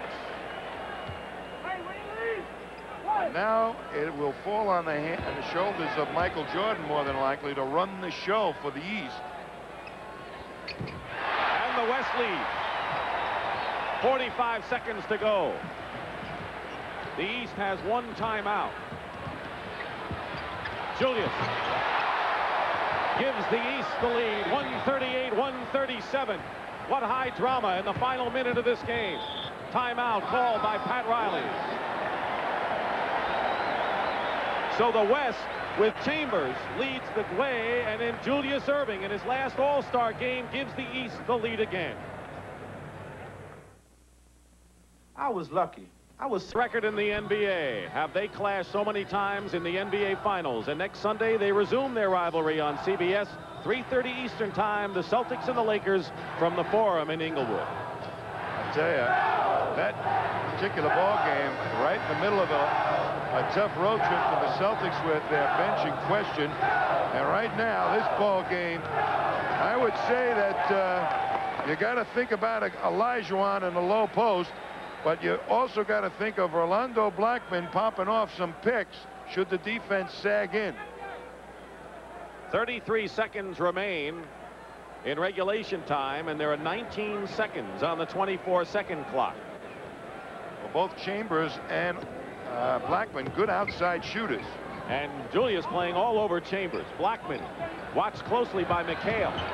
They got enough time on the clock. Blackman puts it up, and he's hit on the arm by McHale. Well, they did a great thing. They set up a pick situation so that McHale had to end up with Blackman going one-on-one. What was Magic doing with Rolando Blackman over there? He's trying to get him away from the officials so that a technical foul wasn't called.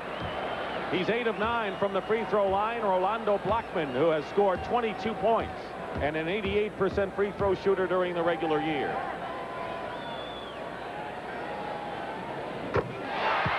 That'll tie the game, and there are 24 seconds remaining. So the East could have the final possession, and Casey Jones calls a timeout, and this game is up for grabs.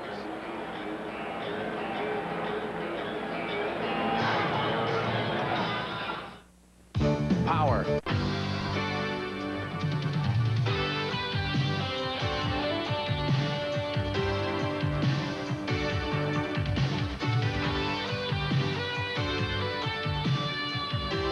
Everyone plays basketball, but in the NBA, they play it better than anyone. America's game. It's fantastic. And an opportunity here to catch our breath a bit. Maybe you can too. And just consider what a tremendous weekend this has been. All-Star weekend in the NBA, which really is reaching gigantic proportions, capped by a great game. And the last one-point All-Star game was 1977, 10 years ago in Milwaukee, when the West won by a point. But you talk about Final Four and big events. This is right up there, Mr. Heinsohn. Well, I'll tell you, the All-Star game has become such a thing for the players. Coming down the stretch in the fourth quarter, we have seen more of these games that I've done anyway that have been so close, and it couldn't be any closer than this one. Blackman with a chance to give the West the lead, and the East is out of timeout. They used their last timeout. And I don't think they wanted to call that timeout before Blackman took the second free throw. I think somebody made a mistake there. He misses. The score is tied, and now the East, with no timeouts, can use the rest of this clock to try to work their way for the winning points. It's 138 all. Thomas. 10 seconds.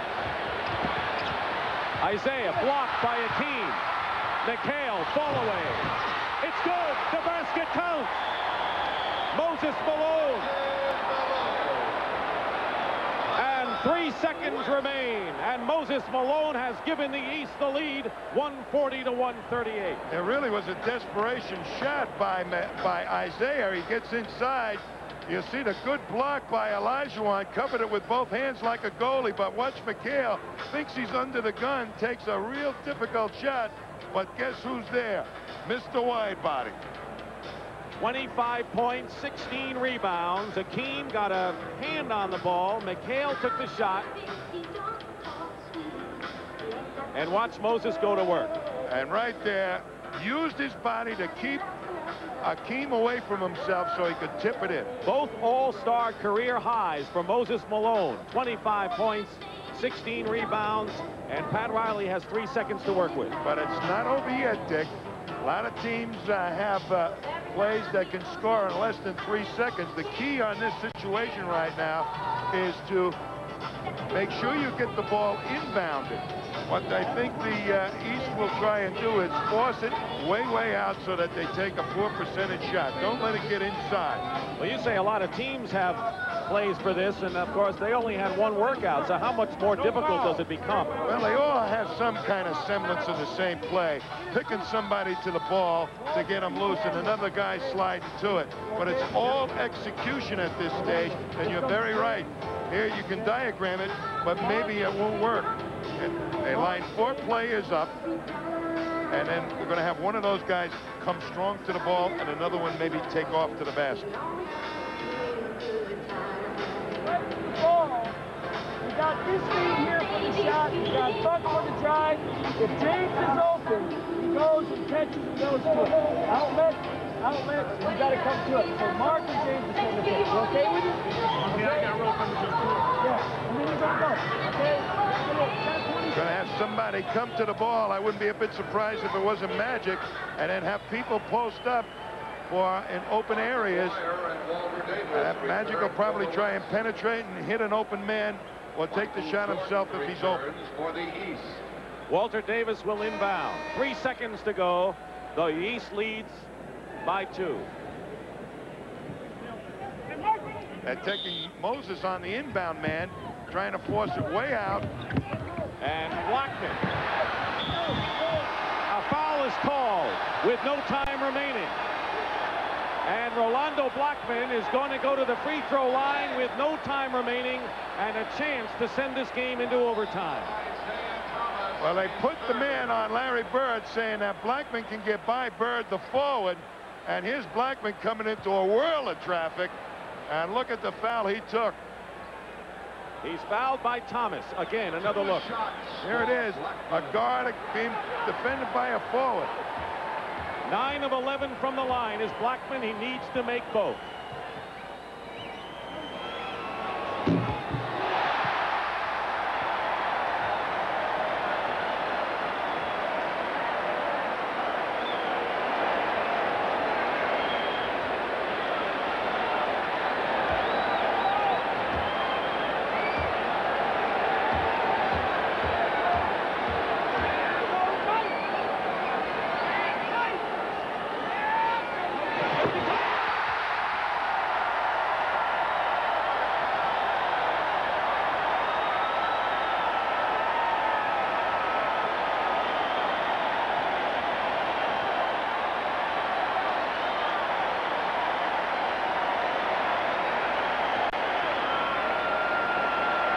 We are going to overtime in this 37th annual NBA All-Star Game.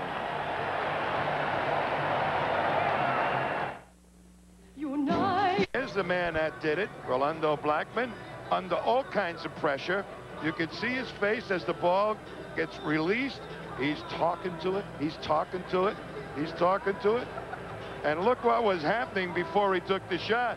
Magic is saying, hey, Isaiah, stay away from my man. I don't want you talking to him. Don't try and psych him. Get out of the picture. Stay away. And there it is. A little hijinks in a fun game in which these players are having fun. And we have a 5-minute overtime session. The last overtime was in Denver in 1984 when the East won 154 to 145. They came on strong in the overtime session.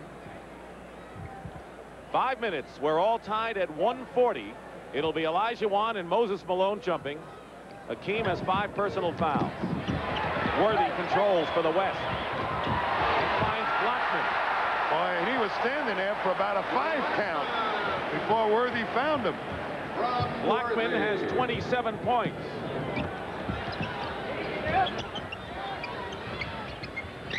Moses posting up Hakeem. Nearly tied the game up. Magic coming down with it. 4 on 3. Worthy. As the fast break in action, get the ball quickly up the court. You put all kinds of heat on the defense. The 2 Lakers that time. 144 to 140. Bird inside, fouled as Isaiah Thomas thread the needle again. 34. Foul is charged to Hakeem. And Hakeem Olajuwon has fouled out of the ball game. That is his 6th foul. So Pat Riley is going to have to go to his own center, Kareem Abdul-Jabbar, as Hakeem fouls out with 10 points and 13 rebounds. But I'll tell you, the East was trying to work Moses Malone to either take advantage of the fact that Olajuwon might foul out, but more importantly, maybe to hope that he would play soft the defense and not trying to foul out. 2 shots for Larry Bird. Bird looking for his 16th point of the game. Keep in mind that the East has won all 3 previous overtime games, including that 1984 affair in Denver. 2-point game, West in front.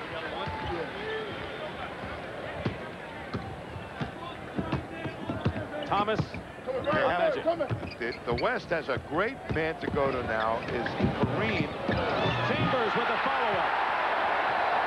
Magic drove and Chambers with 32. Well, Magic saying, I'm going to do it one way or the other. I'm either going to pass for it or score it myself. Jordan has a screen from Bird. Bird now posting up away from the hoop. Thomas has Moses Malone, double team. Good defense by the West. Bird. Foul. Big offensive rebound for Chambers the other way. When Magic drives to the middle, there's a little pick. McHale has to respect the penetration, but Chambers knows right away nobody's even near him, so he's coming hard on the rebound. Meanwhile, Tommy, the West defense has been outstanding lately, but Kareem now has picked up personal foul number.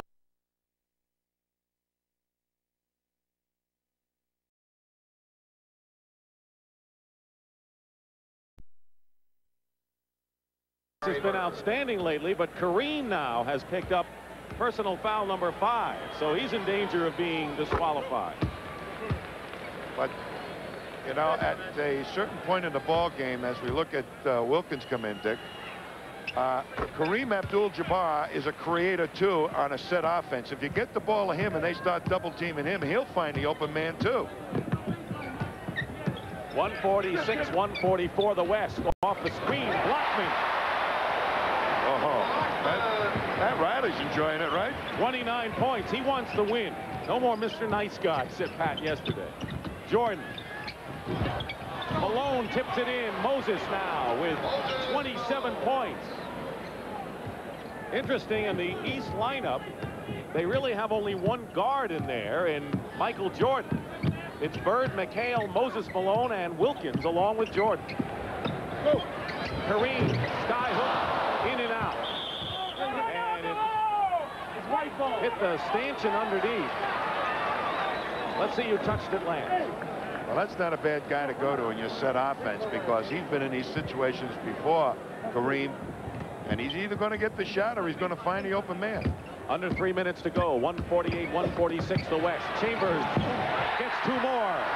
Magic says the pick and roll play. Chambers is setting such a good pick that Magic's getting right into the teeth of the defense, making McHale adjust. 34 now for Chambers. Whistle and a foul. Chambers winds up on the court and a pushing foul. And the doctor comes back in. Foul charge to Chambers. Chambers commits the foul, and he has 5. Third team foul. McHale sits down. Julius Erving replaces him. So it's Wilkins, Jordan, Erving, Moses Malone, and Larry Bird. A smaller lineup, if you will. Bird for 3, short, air ball. But there's Moses. No foul. And Moses is elbowed down by Kareem. Let's see who they call it on. A loose ball foul, and Kareem's goggles wound up under his nose. You just watched them battle for the boards. I mean, Moses stays with him, gets the ball, now comes back, and Kareem is trying to take away that power move back to the hoop and blocks the shot. And Moses now saying, hey, wait a minute, and he took one in the gut right on the number 4. Foul was on Wilkins. 4-point lead for the West with 2:14 to play. Overtime. Kareem. That's the man I'd be going to down the stretch if I was the West. And a timeout. 2:02 remaining.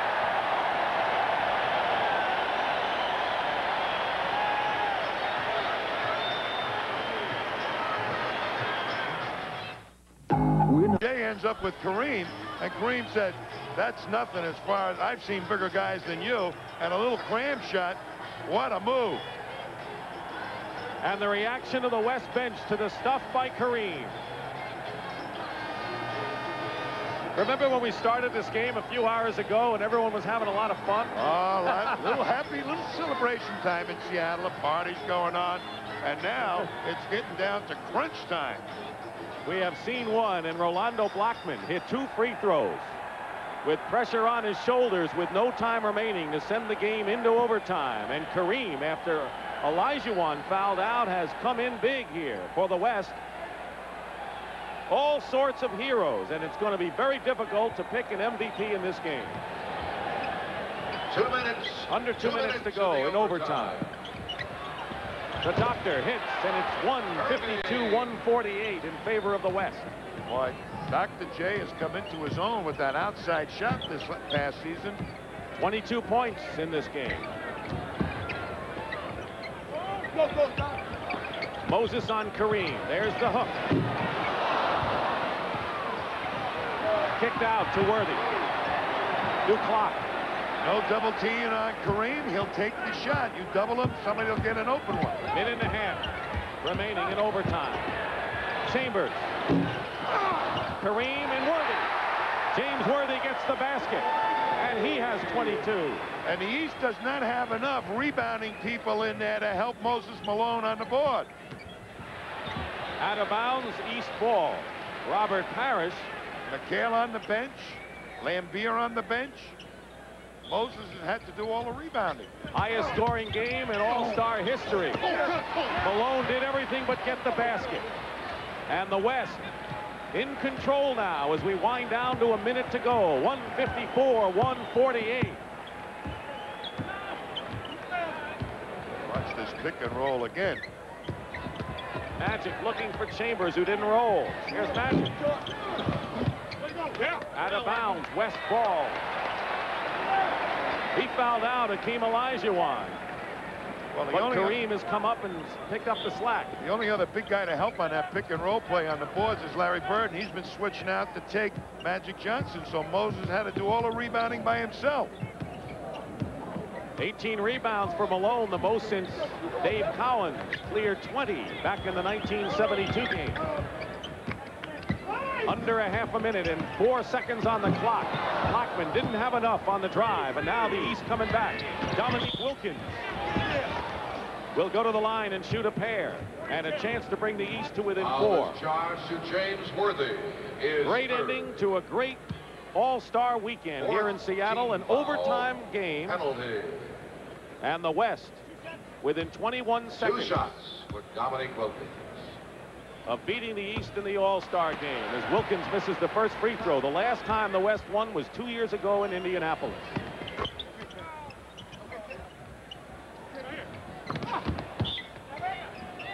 I got it.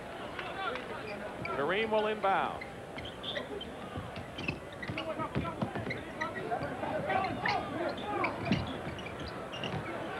Magic gets it to Kareem. 10 seconds. 5. And they foul in desperation with 5 seconds to go. And the man who sent it to overtime can wrap it up.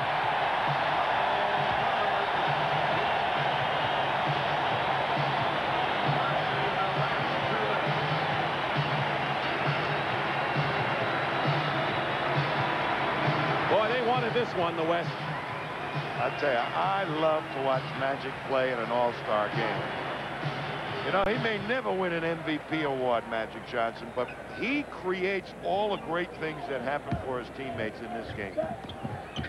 Final seconds. Pat Riley will have his second All-Star victory in overtime. Final score, the West 154, the East 149. What a game, Tommy.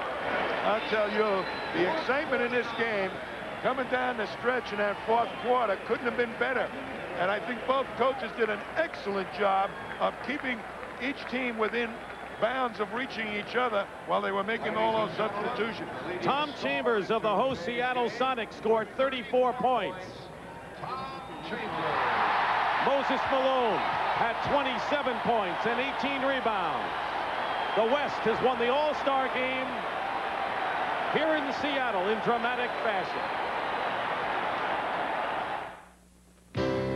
Pat. Basketball player in the world for today is Tom Chambers. And here's Commissioner David Stern with a presentation. Simply congratulations to you and to the city of Seattle. It was a great game. Congratulations on being the MVP. Bob Toledo from the Miller Brewing Company, Vice President, has a presentation as well. Bob? Tom, on behalf of the Miller Brewing Company and Miller Lite, congratulations for winning today's MVP award. And in your name and on behalf of Miller Brewing Company and Miller Lite, we will contribute $5,000 to the Thurgood Marshall Black Education Fund. Congratulations. Thank you. Tom, you can pick up the trophy if you want. It's yours. Did you ever think in your wildest dreams, I guess you didn't. Did you ever think in your wildest dreams that this would happen in your home city? I never ever thought it would happen. This is something that you dream about and dreams are made of, and I can't believe it happened to me. I'm just so grateful today. It's super. I appreciate this opportunity, and I'm glad Rolando hit those free throws. Well deserved. Congratulations. Let's go back to Dick. Thank you very much, Pat. The highest scoring game in All-Star history. The hometown man made good for Tom Heinsohn and Pat O'Brien. Dick Stockton saying so long. From the NBA All-Star game, the final score, the West 154, the East 149. Next Sunday, Celtics and Lakers. And don't forget Sports Saturday next week.